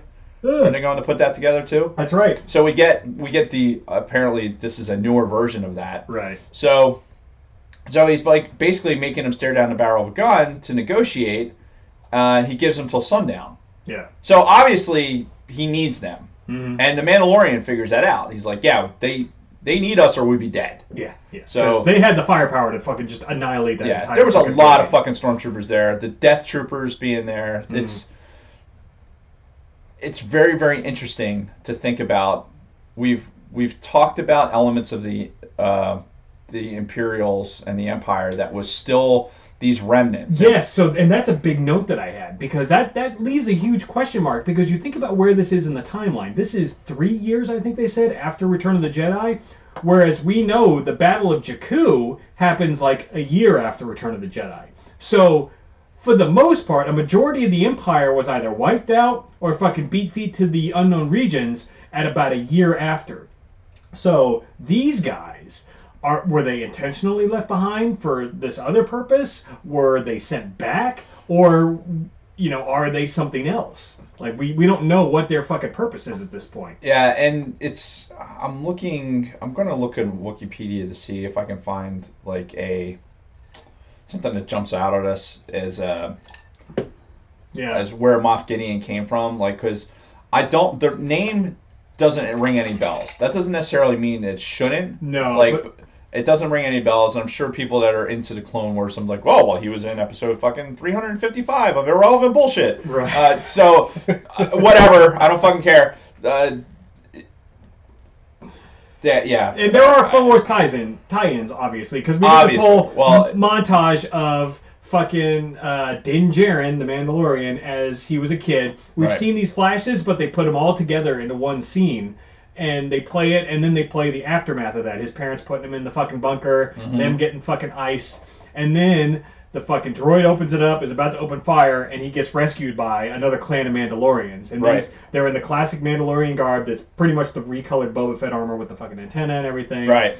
And from what we've seen, especially in Rebels, we know that they're broken into clans. Their armor matches depending on what clan they're in. And it looked like this group, they all had the same color armor, so they were all one clan. Yeah, and I wish I had gotten a better screenshot of like what their symbology was. Right. Because now we find out later in this episode when Mandalorian meets back up and sees what happened to his clan. Yeah. Hello there, General Kenobi.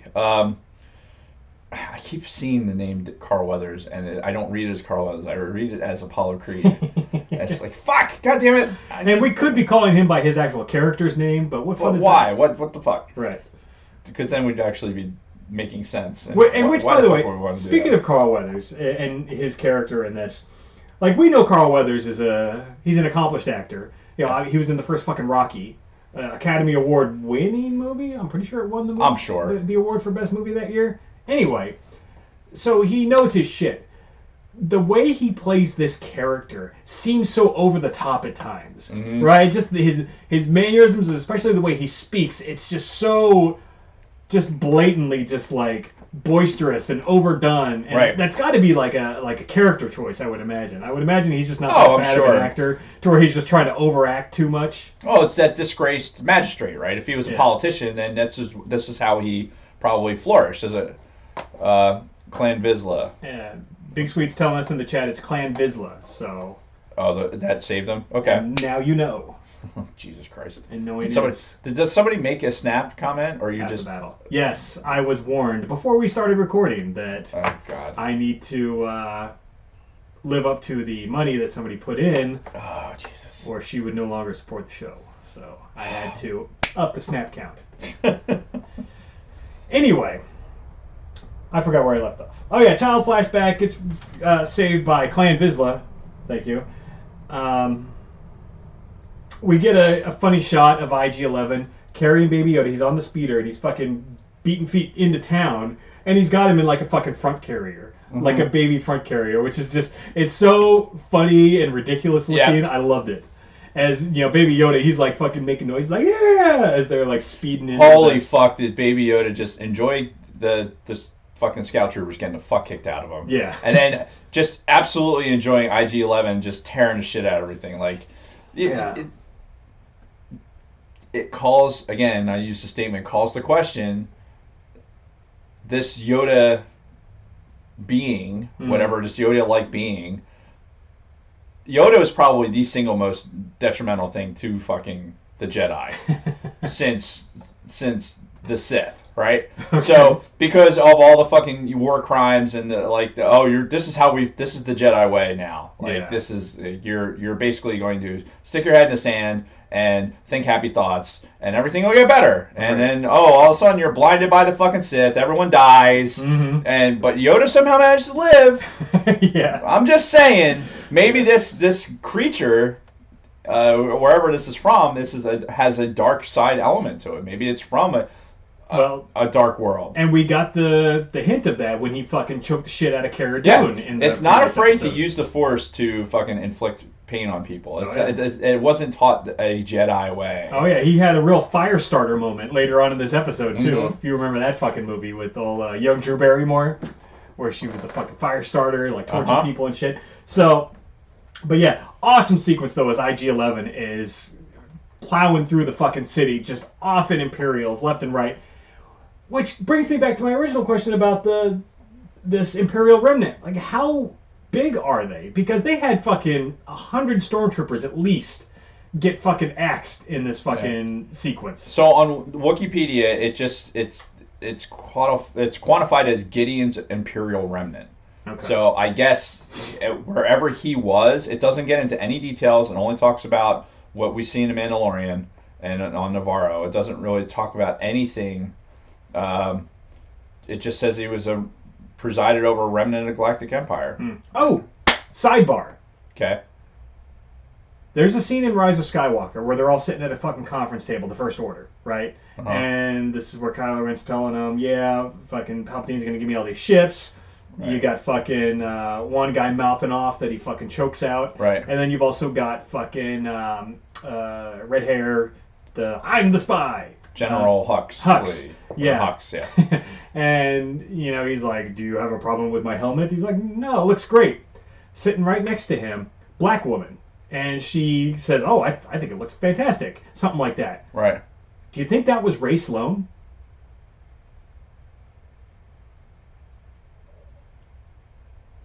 Your stunned silence is very reassuring. Well, I'm thinking. She didn't seem as old as Ray Sloan probably would have been at that point. Because we saw her, like, she was probably in her 30s. Well, maybe. Because she was probably in her 30s during the Aftermath books. She beats feet with the rest of the Imperial remnant that goes into the unknown regions. And we knew that she was still a fixture in the First Order during the Phasma novel. So, as we got closer to The Force Awakens, Last Jedi, we know she was still in the First Order. Do you think that was her? Do you think it was meant to be her as another little nod to those of us who have followed the canon? I can't think of any reason that it couldn't be. Yeah. I really don't. Yeah, because she was like a higher up at that fucking Council of Elders Right. in the fucking conference room there. So that would make sense to me. I can't. I'll put a pin in that, but Yeah. I really can't think of anything reason that it wouldn't be. And quite frankly, I don't really remember her at the table. Yeah. I remember the scene, but having only seen it once, that'll be something I'll look for Right. later. Because it's a black woman. Yeah. Like Ray Sloan, we know it's confirmed that's what Ray Sloan looks like. Yep. So, and Star Wars being what it is, the African Americans that are in this movie stand out. Right. But yeah, dude, that would be great reach back, and like you said, another little bit of fan service for those of us who have been following along. Yes. Excuse me, god damn. They've got some of that in here. Like in every movie, they throw a little bit of a thing that if you read some of this expanded stuff, you can look at it and go, oh, okay. And then we talked about it in Last Jedi too. We The brought compass. up again the compass and stuff. That was Ivan Bercio's adventure in the Battlefront game. Yeah. So anyway, sorry to derail us there.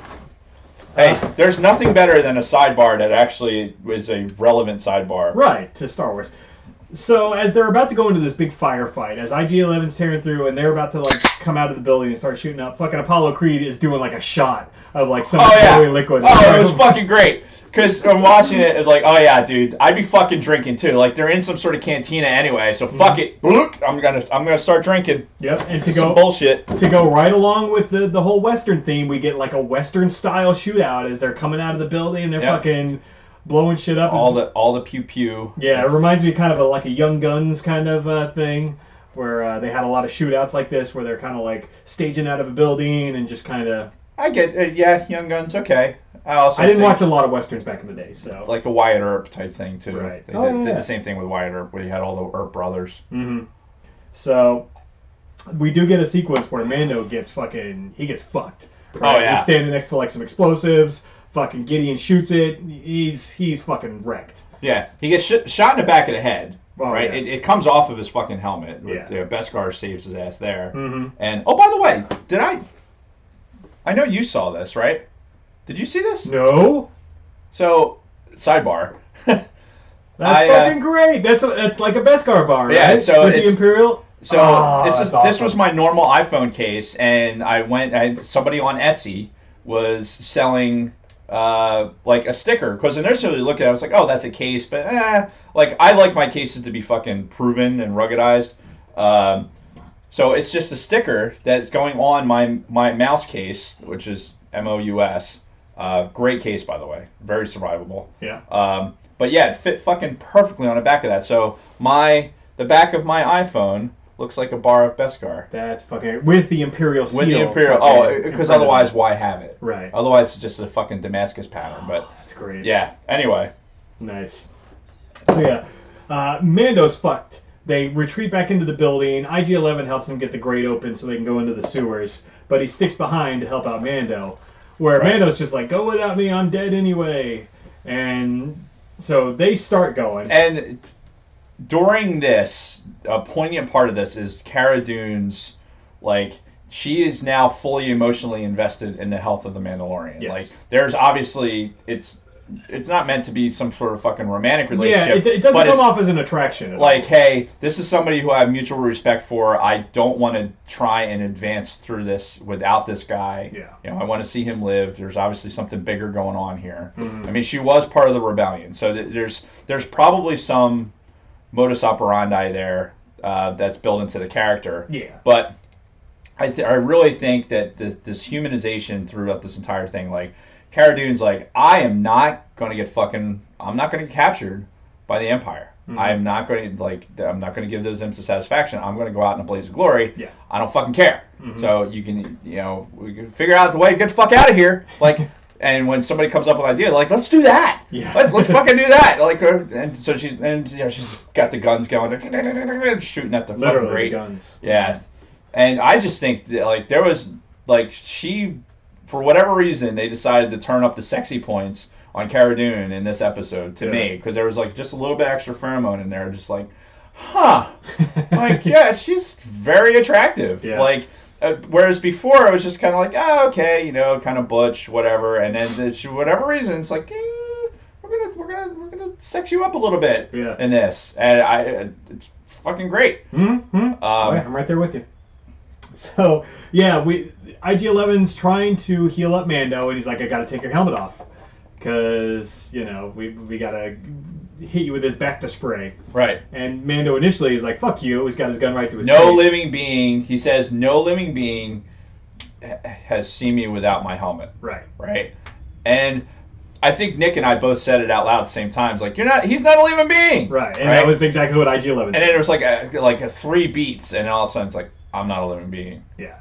And he didn't even ask, like, after that. He just immediately took the helmet off after he said that. Like, whoop. Like, I got you. I got you on a technicality here. Yeah. Like, fuck. And then you see Pedro Pascal's face, and he's pretty fucked up. Yeah, there was blood pouring out of the back of his head. Yeah. And how about some fucking Bacta spray? Like, what? Like, how fucked up was Luke on Hoth that he had to be in a fucking vat of this shit? Yeah. Like, I'm gonna put Luke in a vat of fucking Bacta with a goddamn fucking breathing apparatus. Like, was he that fucked? His whole body had to fucking soak in this shit for an indeterminate amount of time? He could have had, like, some, like, all-body fucking frostbite and... Jesus Christ. And of course he got cut the fuck up. So. Well, yeah, everybody's scarred from that. Like, this was, like... some fucking, like the spray you get out of a fucking first aid kit. Like, oh, here's some first aid spray. Which, by the way, have you ever used that ever to clean out a wound? Like, no. Never. Like, that's not, like, who uses first aid spray? I mean, legitimately. Like it's not a real thing. Anyway, so back to sprays his head. Excuse me. God damn, I got the burps today. Yeah. So anyway, yeah, I don't know why I went on that diatribe, but here we are. But yeah, so we finally see. I had a feeling we were going to see him without his helmet on at least once this season, right? Which we did. Sorry. Bless you. So we got to see that very briefly. They make it down into the sewers just past the other folks, and that's when we come across the dead Mandos that you talked about. Right. And it wasn't even their bodies; it was just their fucking It was just armor. their gear. So it wasn't necessarily that they were all dead, which is initially what the Mando thought. Like he's just like, "Holy fuck, I just killed off my family," basically. And that's when old girl steps out with her fucking, her special Mando helmet, and she's like, "Yeah, no, they took off. Like they realized what was up. They took off. God only knows where they are now." Yeah. So that kind of let Mando off the hook a little bit. Meanwhile, she's like grabbing the parts and melting them down. Yeah. To she's like, my business is here. I gotta get rid of this shit. Mm-hmm. And she had a really good line where she's basically telling Mando that, like, hey, you've got to take the child now, and you've got to. Yep. Basically, her exact words were, the creed says, until it is of age or reunited with its own kind, you are its father. Right. So now it's official that Baby Yoda is a family. Yep. Just like he was. Yep. And she made him his signet, which enter the merch, because now we have the official Mandalorian signet. What's that? It's the fucking rhino. And she's like, you are now a clan of two. What is it? It's the mud. The mud rhino. I don't know. Mud horn. Okay. It's the mud horn. Yeah. Because it's muddy and it has a horn. Well, they fought in the mud. Right. And it has a giant horn. Yeah. So mud horn. Sure. But yeah, it's that. And like I even wrote in my notes, enter the merch, because now they're gonna have all kinds of merch with that fucking symbol on it and everything else. People are gonna get tattooed on their bodies. Oh, yeah. It's a thing. It's a fucking thing. It's as much of a thing as. Let's rewind a little bit. When the Mando is like, he's dying out, he's bleeding out, and he gives the fucking his a Mandalorian necklace. Yeah, his necklace with the traditional, as we know it, Mandalorian symbol. I think it's on the cover of that. There it is on the blaster over there. Yep. The bounty hunter code, it's on that thing too, I think. It's basically an amulet of that, and he takes off, gives it to Cara Dune, and it's like, all right, girl, go and find some fucking Mandalorians, give them this shit, say, hey, this is the way, and this is the way. Right. and you will do it. That's the answer to every Mandalorian question too. Just say, this is the way, and you're good. And then follow it up with, I have spoken. Yeah. A quote that will live Quill. In infamy. Yeah. So they start going down this lava river to escape. Notice that the imps are at the fucking end.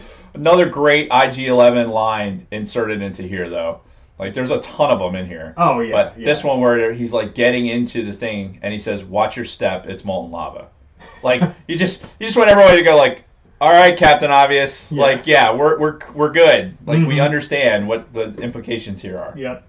And obviously the imps are waiting to ambush him at the end of the fucking tunnel. IG-11 decides to sacrifice himself. He's still got a self-destruct, which was a big player in the first episode. Right. And he walks down ahead of them, fucking sets off a self-destruct, boom, kills like fucking 20 stormtroopers that were waiting at the end of the tunnel. Yeah. So, rest in peace, IG-11. For sure this time. Oh, yeah. Like, he had a Terminator-style fucking death inside the fucking, the lava. Yeah, which sucks, because he was a great character. It was great to see him come back, first of all. Yeah, I was so stoked when we saw him in episode 7. And you want him to hang out. And even with the problem with, well, we haven't gotten to the ending yet, so we'll talk about that in here in a second. But like, when he initially stepped into the fucking lava and kind of the sad music is playing, like, he's going off to his fucking, his suicide mission, and really, like, some of the shots just reminded me of fucking Terminator, like, with the fucking molten metal and shit like that. Yeah, like T2 specifically. Yeah, exactly. Yeah, when they lower Arnold in and all that shit. Yeah, no, it was good stuff, man. And again, so So sad to see IG-11 go. I loved him from episode 1 of this fucking season. Yeah. Such a good character. And hopefully we get some sort of successor to him. I don't know. I don't know if they'll introduce another IG unit, but man, such a good character. It was. It was. And Quill too. We kind of breezed over that, but Quill's dead also. Yeah. And I thought he was a great character. Yeah. Like the arc that he talks about, like going through in his life, and paying off his debt to the Empire, and serving his purpose, and then like I'm fucking done with this bullshit. Yeah, buying his way out, and ultimately knowing that the potential was there for him to have to sacrifice himself, and doing it. Sidebar: How interesting is it that this show, right, The Mandalorian, not just Star Wars in general, but this show, who the fuck would have thought that you would have got Nick Nolte to do something with Star Wars? Who would have thought that you were going to get fucking Carl Weathers to have a major role in this? You know, it's bringing some of these actors that you never would have thought would have been in a Star Wars. Bill fucking Burr. Yeah. In a goddamn Star Wars episode, right? Just as a fucking just as a jerk off. Yeah. Perfect. And also, yes, you're going to get locked up forever. Well, I have a feeling we'll see him in a future episode. Yeah, that's the only reason why they would have left them alive, is because we're going to see them again. They left him alive because the Mandalorian did not want him to die. That's why. We ready to throw some money on the mixer? Is that what this next bet is going to be?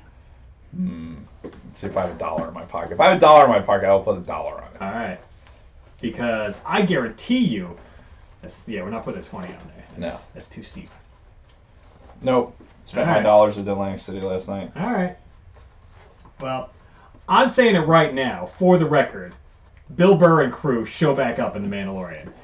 More than likely in season 2, potentially in a future season after that.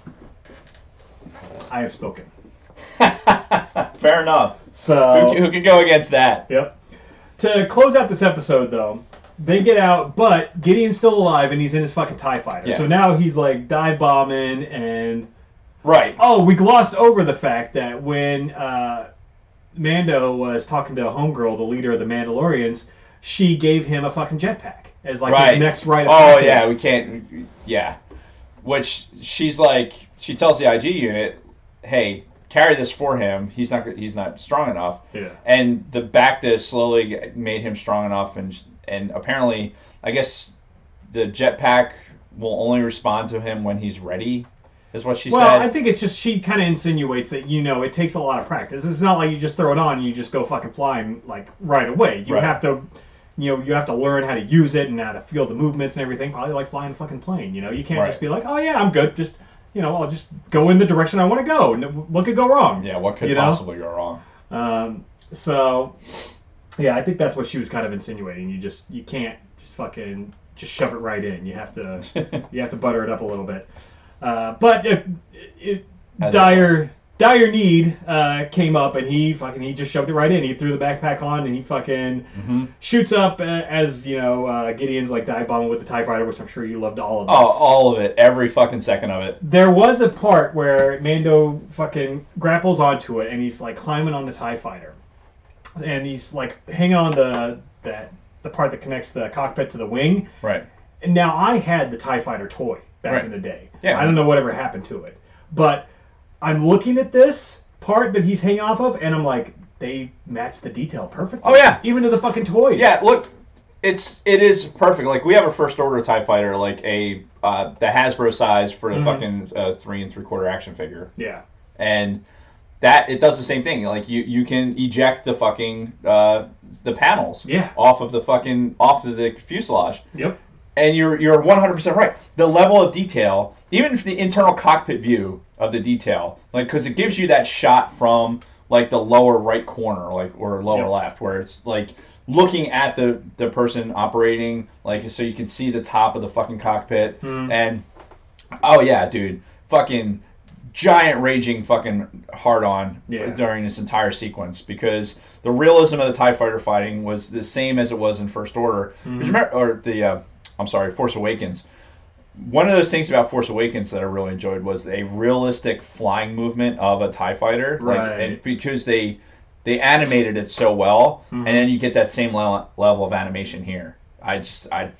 Yeah, it was great. Spare no expense. Yep. And I love the amount of detail they went into the exterior of the tie. I'm looking at it, and it's like identical to my old fucking toy that I used to have. So ultimately, he fucking makes him crash, like puts some explosives on the wing, fucking big crash. Oh, he must be dead. I never thought he was dead. Never. Yeah, never. I knew he was not fucking dead at this point. Listen, because historically we've seen in Star Wars that like Poe crashes, right? Finn and Poe both live in a TIE fighter crash. Yep. We've had numerous sequences where Darth Vader fucking crashes. Yeah, fucking Temen's mom, if you remember at the end of the Aftermath trilogy, Yep. she was in a fucking TIE fighter that crashed. Maybe this was the second book. Either way.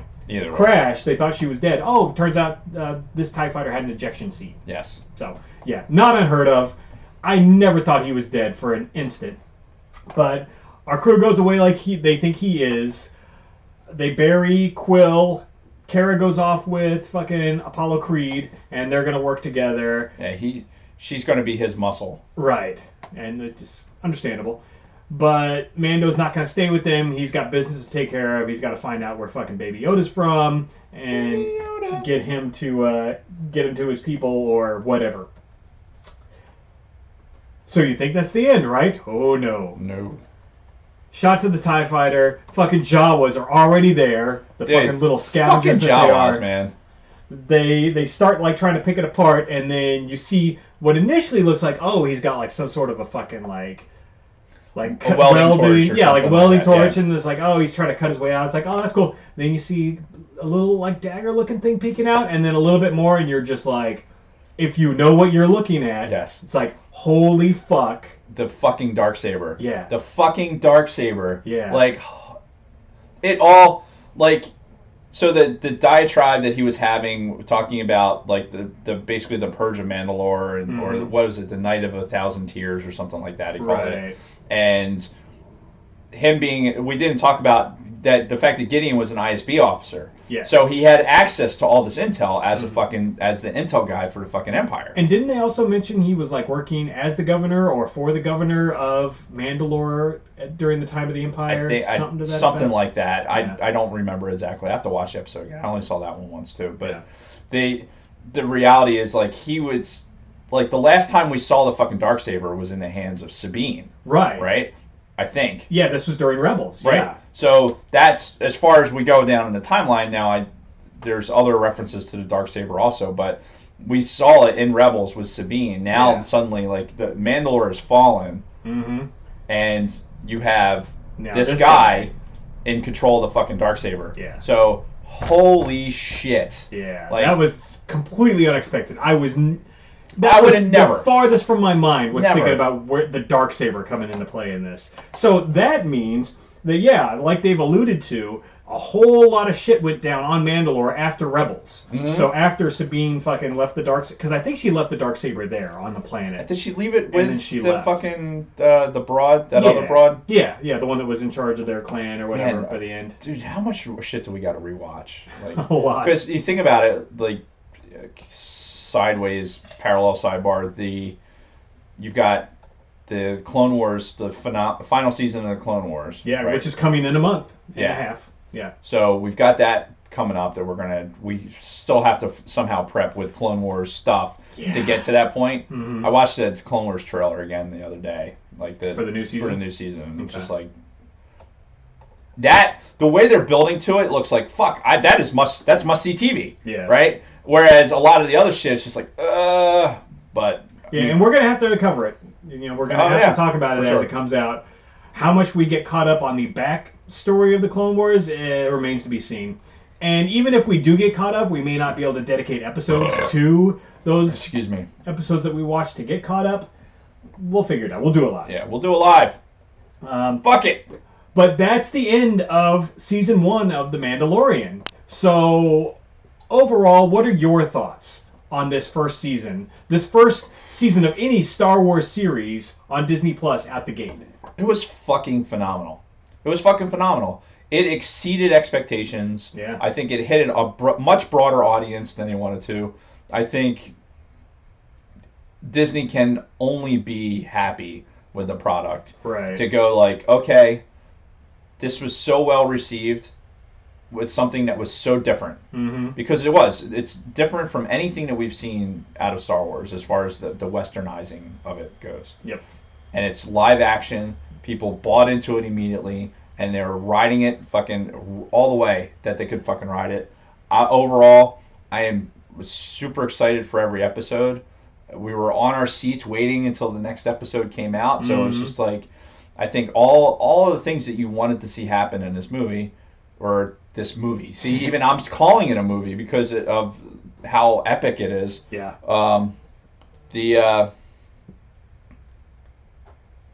That was the wife calling.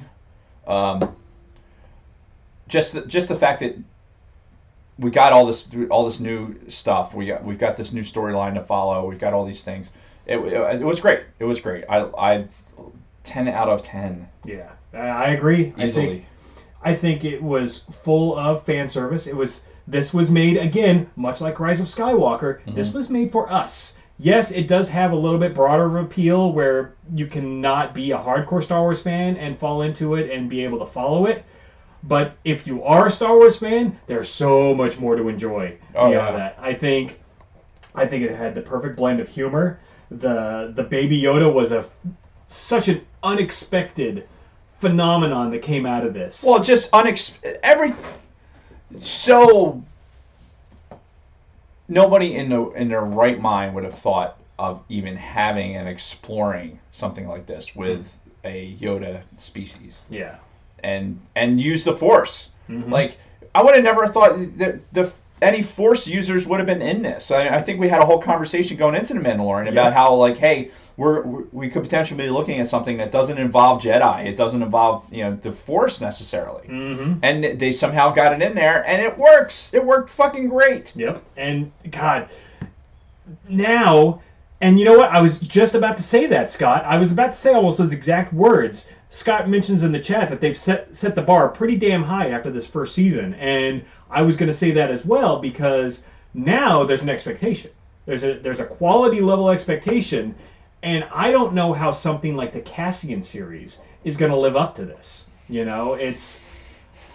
don't either. I'm not going to write it off yet. I'm going to give it a chance. Right. But at this point, I don't know how that can live up to the bar that's been set by The Mandalorian at this point. It's going to be very, very difficult. And I think we're going to have to really, really manage our expectations for it. I think that's the only way to be successful with this upcoming series, any upcoming series out of Disney. Yeah, be it Cassian or Obi-Wan, for that matter. I think it's just going to be a matter of we have to keep open minds and really keep our expectations fairly low. Yeah. That being said, I don't think you could do anything like this even close. I think the Western type theme to this, if you tried to do the same thing with Cassian, then people aren't going to buy it. Right, and I think they're going to have to go in a different direction, different theme, different style. Agreed. It's going to have to be its own thing. It's going to have to demonstrate that we can do something. You know what would get me to watch the Cassian series if it's fucking just stupid dark. Like, it's about a dude that fucking has to live on the blade side of a knife all the fucking time. And it's about killing indiscriminately. I mean, we've got a taste of that from Rogue One. Yeah. That it's there. So if you're doing the backstory of him and how he got to this point, and you keep it like dark and real edgy, then I think you'll get a good audience for it. Now, does Disney have the fucking stones to do that? Remains to be seen. Yeah. But if they try and do some fucking flowery, like, good buddy cop type fucking thing or whatever, it's going to fail. It's going to fail miserably. And quite frankly, I don't see anything out of Rogue One, like with Cassian specifically. I don't see anything that would make me go like, oh, we need to see more of this guy. Yeah. I've been very, very vocal about my dislike of how the actor portrayed the character and the fact that he's going to be the guy in this. Like, good on you for being consistent, but he probably wasn't doing anything else because, the Inigo Montoya job was fucking taken. So, God. But, I mean, it's going to be really, really tough. You're exactly right. The bar is set high. Yeah. Well, I mean, we'll see, but out the gate, it's been fucking great.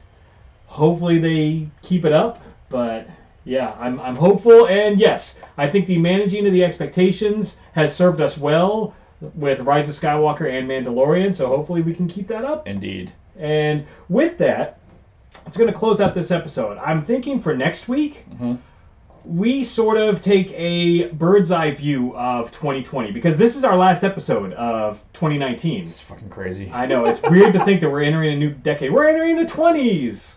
The Roaring 20s. Here we go. Yes. It's going to be great. Yeah, I'm sure. So I think we should just kind of do a breakdown of all of the canon stuff that we know is coming out in 2020. We've got a lot on the horizon, believe it or not. We don't have any movies for a few years now. Right. But we've got enough in the way of other Star Wars content to at least keep us saturated through this next coming year. What they have after that, who the fuck knows. But we're going to talk about 2020 pretty in depth. We're also hopefully going to have an in-studio guest in the form of fantasy football winner Keith Lehman. We didn't even talk about that. Yeah. He won the championship, local guy, Atco Adats. Yeah. And we're going to have him live in studio? Yeah, he lives here in Jersey, so I met well. him in fucking Mount Holly. So nice. Yeah. So hopefully we can get him in here next week. If we'll talk a little bit about fantasy football. Yeah. You want to hear a really good recap of the season and listen to the booth in the back. Yeah.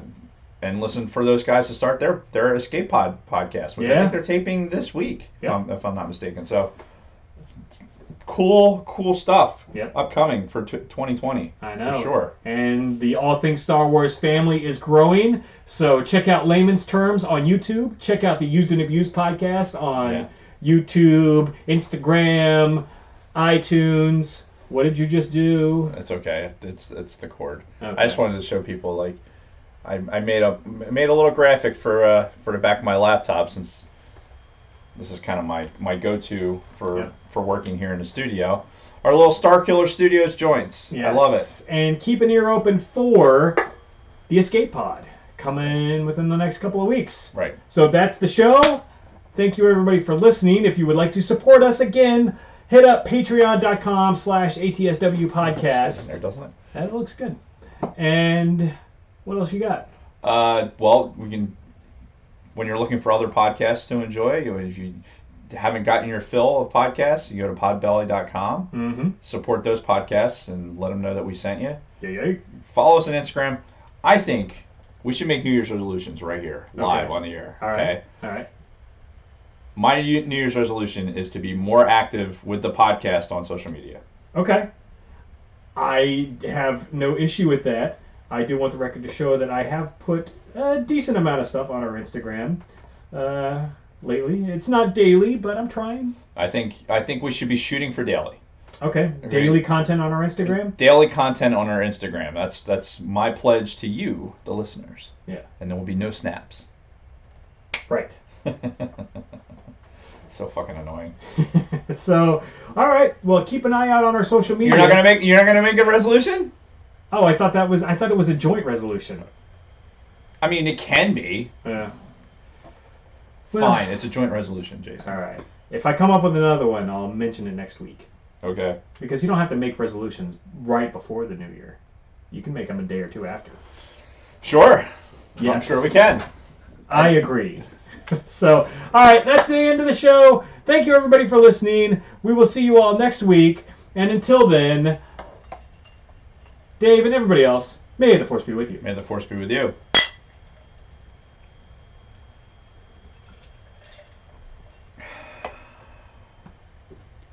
Okay, now what do I click? All right. Let's export.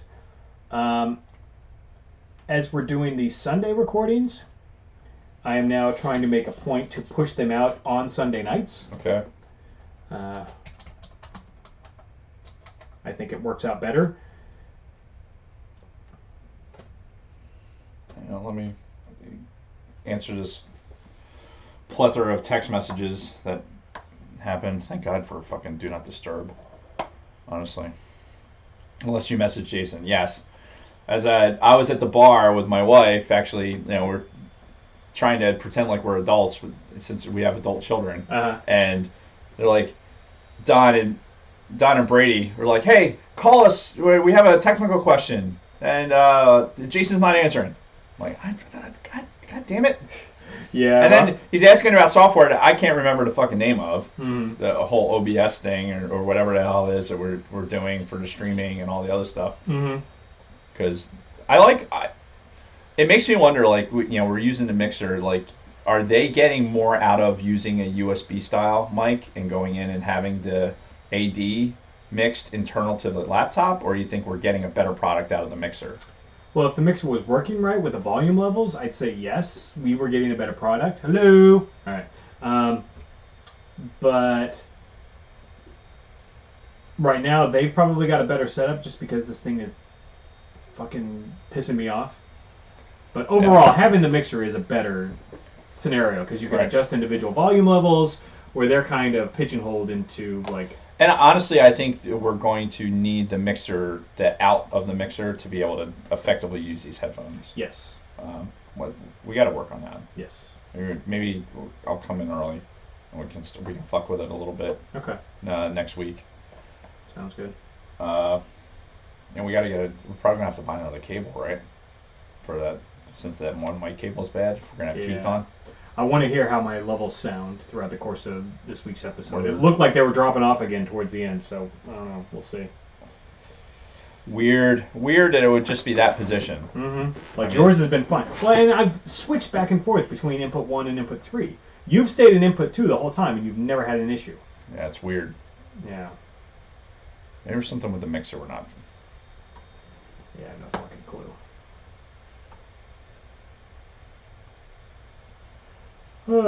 Just finished pod. Oh, first wave of football games are on. Yeah. See if there's any scores that are sticking out. I mean, for the most part, most of the important playoff seeds are set, or we've got your game today and my game tonight that are like the two most important games as far as playoff implications go. Yeah. Saints are destroying the Panthers. Holy shit. Surprising no one. The Saints are going to be tough. Did you hear something? The Saints were fucking going to try. They were trying out Josh Gordon or not? No, Antonio Brown. Antonio Brown. Yeah. Well, I mean, the Niners beat the Saints in New Orleans like 3 weeks ago, so I feel pretty confident. I don't know. Saints are fucking tough, especially for playing them at home. Yeah, that win was big, but can they do it again? Yeah. I don't know. I want the Cowboys to lose to the Redskins so bad. God, it'd be fucking great. So what happens if the Cowboys and the Eagles lose? Though the Eagles still win, right? Yeah. So they still win the division. They win it at 8-8, which is fucking hilarious. It's not the first time. Yeah. No, there have been 7 and 9 playoff teams before. So. Well, yeah. Didn't Carolina get in one year as a 7 and 9 team? Yeah, and it was a division winner too because the rest of their division was that much shittier. Yeah. What year was this thing made? Scott's saying it could be our mixer, like maybe it's an older one. But I bought this brand new when we started the show. Oh, I thought it was used when you bought it. No, I bought it brand new from Amazon. Made in China. Blah, blah, blah, blah, blah. Why is there no fucking date? They use the same company as the ones that make the screwball? I gotta pay.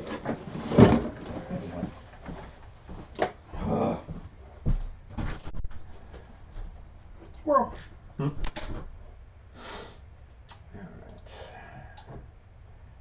This is the thrilling post-episode shenanigans that you only get on our YouTube channel. So yeah, like I said, I'm pumping out the audio tonight so I can have it done with. Because if I let it linger, then I'm just going to keep like putting it off, and it's just better that I push it out right then and there. I have a procrastination problem.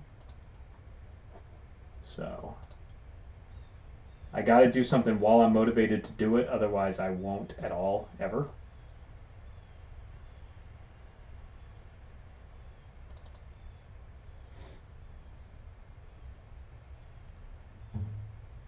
Oh, I do remember that. The Seahawks going 7-9 and then beating the Saints in the playoffs.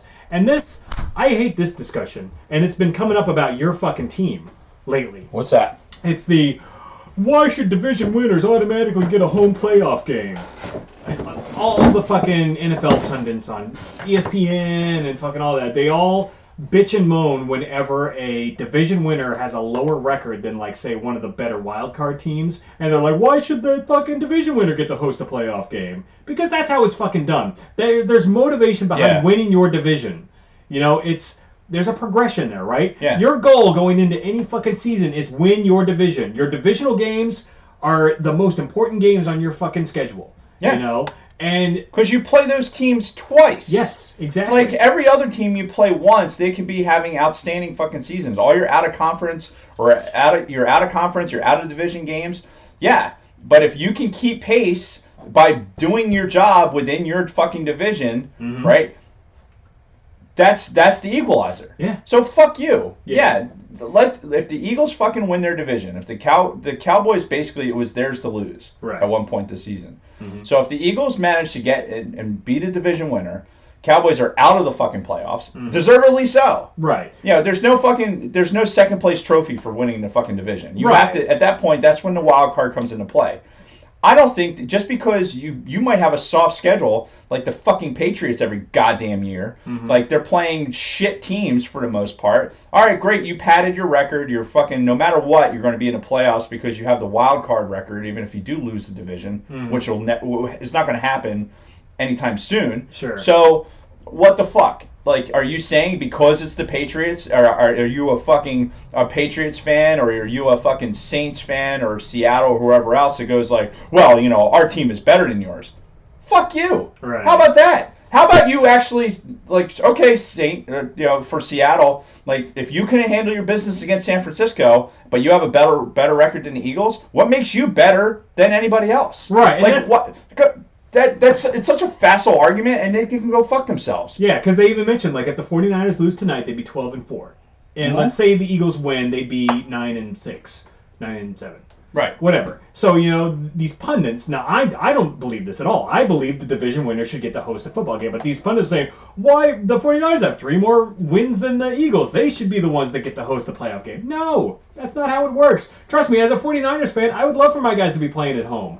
But if they didn't win their division, then they don't deserve that fucking home game. Those are the rules, and I don't care what fan base is louder or any other bullshit. Yeah. That the fact of the matter is, this is the way it is. Yeah, this is the way. And this is the way. Yeah. And why change it? Like, are you changing it for ratings? Then why have divisions at all? Right. Why have, like, are you doing it for scheduling or do it for whatever? No, because division games, division rivalries, that shit's supposed to mean something. It means something to the fans that go there, and they want to see, the Eagles fans want to see certain teams every season so that we can fucking hate on them. Yeah. Right? And we want to see the fucking Cowboys. We want to see the Giants. And you know what? There's some years where the fucking Cowboys and Giants are far and away better than the fucking Eagles. Yeah. And that shit's going to happen.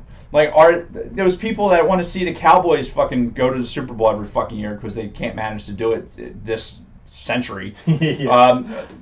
You know, that type of bullshit.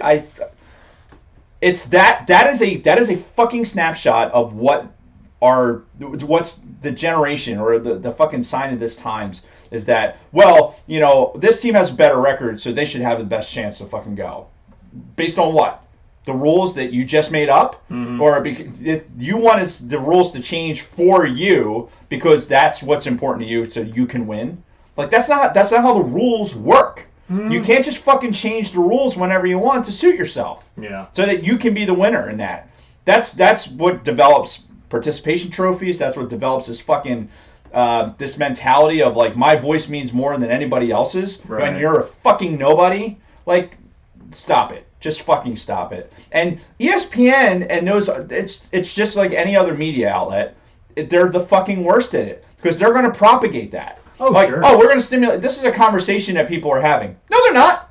No, they're not. Yeah. There might be 4 fucking people. Like, oh, have you gone and have you talked to fucking 1 million fucking NFL viewers and got their opinion of it? Or do you take a fucking poll of the people that you want to get the answer? Because, hey, it's statistical analysis. That's what you do. You work the numbers to get your fucking outcome. Yep. And that's how marketing works, that's how statistics works, and everything else. So, fuck you for everybody that thinks that. And it has nothing to do with being an Eagles fan. If they fucking lose, they lose. Yeah. They deserved to lose. And that's they why didn't win the games. And that's why if the 49ers roll into this as a wild card team, despite having a significantly better record, I'm not going to bitch and moan about it because they didn't win their division. Yeah. So they didn't do what they needed to do when it counted. So they don't deserve a home game. Sorry. And then, by the way, like, look at, like, there's conversations too about, like, college football and, like, how the bowls stretch out. And me personally, I'm a fan of, like, an 8-game playoff. And not because it would get Penn State into that game, because the Boise States and those other teams, I think, should have a fucking fair chance to be able to have a shot at the national title. Sure. Right now, the way it works, strength of schedule and the fucking this college football playoff committee and all that other shit, the Mountain West conferences and the ACCs. Well, ACC's been good because of Clemson, but you've got conferences that. You have 12-1 teams that are not even in a New Year's Six bowl game. So, yeah, granted, their school is getting a benefit from being in a certain bowl game. They are getting a certain amount of money, and that's cool. But if you want to have a program that, hey, this is a winning program, they should have a chance to go to the college football championship. And they don't right now.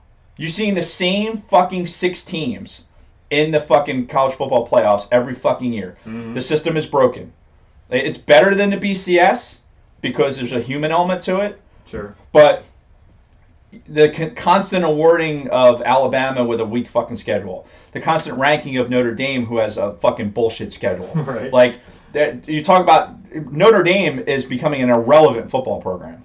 They didn't do well this year at all, did they? No, and they were hyped beyond belief. They were in the top fucking 25 almost the entire season for no fucking reason at all. And what is effective in college football is a championship game. The Big Ten went to 12 teams because they wanted to have a Big Ten championship. Yeah. They didn't have one before. You just had the Big Ten winner. So with a championship game, there's another level that's like, okay, think of it as a division. You're in the Big Ten, you win your fucking division, you go to the Big Ten championship game, now you have a big win on your resume to go against these other teams in the SEC, the ACC, and everything else, so that you can be relevant. A division winner is the same way. You don't have a division title game, but hey, you played these teams in your division, you came out on top, then you deserve to have a shot to fucking go to the big game. Right. And you look at the schedule, the way they build the NFL schedules, there's always big divisional games in Week 17. And they do that on purpose because of how important the division is. They find matchups and they try and predict which matchups are going to be. Sometimes it flops, like a lot of the Browns' schedule this year because they thought the Browns were going to be better than they were. So there's a lot of like flops in there, but shit happens, right? But for the most part, a divisional game is going to be a fucking game of the week. Yeah. How many times was the fucking NFC East the game of the week this season? Oh, well, a lot. It was a lot considering how fucking bad they were. Yeah. For everyone that said how bad that fucking division was, there's still a lot of fucking games of the week, and a lot of that has to do with the Cowboys because the Cowboys have a national audience. So we gain the benefit of that. Yeah. But again, let's extrapolate that to college football. Ohio State's and Michigan's, and they're a national alumni network. Same thing with Penn State. So by getting a national game out of them and having a big time bowl game, you're bringing those things to the table so that school can recruit more and that has a better opportunity at the college football playoffs. Yeah.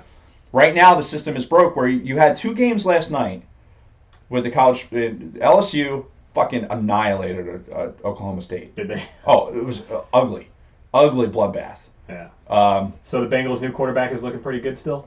Burrow, yeah. Yeah. So, and then you had the Ohio State Clemson game was actually really close. Now I was in Jim Brewer, so I didn't see it, but it's one of those things where it's like it was a good game, good entertaining television because it was back and forth a lot. You had Heisman candidates versus guys who went to the national championship a couple times. Cool, good game, right? Clemson won their division. Ohio State won their division. LSU won their division. And Oklahoma won their division. Those key elements were there to get them to that point. Sure. Without that other part of that win, it's not the same. It's just not the same. Yeah. So it is a stupid argument to have. Yep. So, all right. Well, I think that's going to close up the stream. Thanks Yeah. everybody for sticking around after the fact. Yeah. And Big Sweet, I see you're still in the chat. You communicate. Mhm. Tell me what day and what time you guys want to go see that 40X. I will buy tickets. Well, You got to let me know. while we're shutting down and you're waiting for the audio file to extract. I've already done that, so. Look, see what the schedule is, and we'll just fucking. Okay. Nick and I will leave you, work you early. mentioned Thursday? Yeah. All right. Well, let me pull up old Fandango. I'm sure Nick and I can figure it out so that we can leave work early, close up our shops. All right. We're going to do this live? Oh no, we're off on Thursday. You're off on Thursday? Yeah, I'm not off on Thursday. Yeah. So it really is dependent on your schedule when you can get out of All work. right. Let me pull it up. It'd be easier if I do it from here. Fandango.com. I don't think I need all this heat anymore, dude. Turn it off. I'm never sure. I'm never sure how much I need to. I'd rather be warm than cold. Yeah. I have to stop and make a gift. Oh man.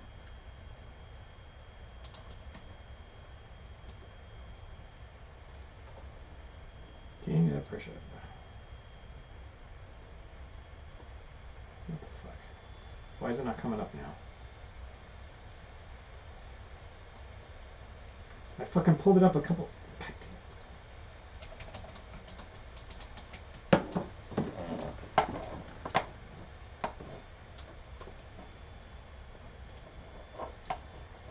Alright. Fandango, Regal, UA, King of Prussia, 40X. Thursday the 2nd. Oh shit, that's Ben's birthday. So bring them. That is a consideration. Alright, we've got showings at 4:50 p.m. and 8:30 p.m. It has to be the 8:30. Yeah. Alright, let me see if there are seats available. Let's say 4 adults.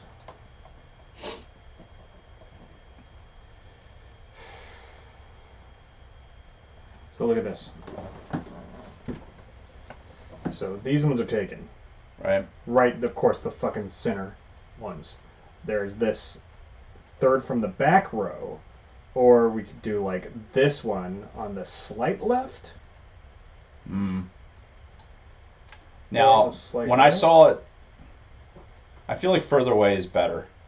Okay. Center, like that row. Yeah, I don't think we want any of these rows. Fuck no. No. So no, it's no. either this one in the back or these ones kind of middle, but just a little bit off to the side. Yeah, maybe take. Do we want these four, or do we want to tune boom, boom, boom, like dead centers? I feel like these are the dead centers. So do that.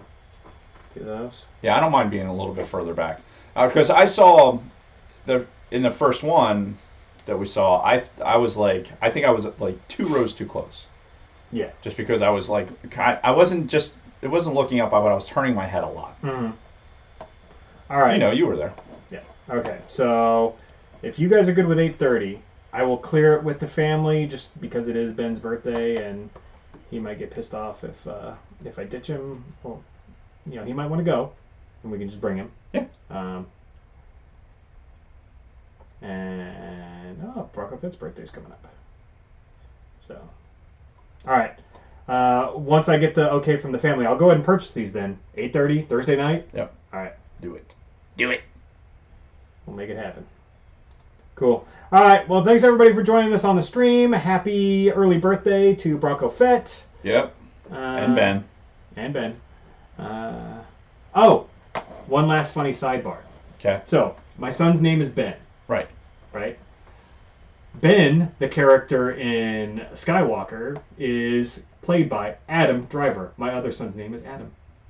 It is a funny Ben brought that coincidence. Ben brought that to my attention a couple days ago. He's like, you know, It is truly all things Star Wars. Yes. Which the funny thing too is like my son Ben, I've always loved the name Ben, like my whole life. Yeah. I always knew that if I had the opportunity, I would name one of my children Ben. Not because of Ben Kenobi, I don't think, but I'm sure that probably plays a role in it, even if it's like subconscious. Yeah, some sort of subconscious thing. Yeah. Sure. So, and now all of a sudden with these new movies, I have this like 2 of my son's names are both kind of tied, related to the same character in Star Wars too, which is funny. But that's that. So All right. I'm gonna put this in the calendar. We're out. Deuces. Thank you, everybody. You guys are the best. One last snap. And we're out.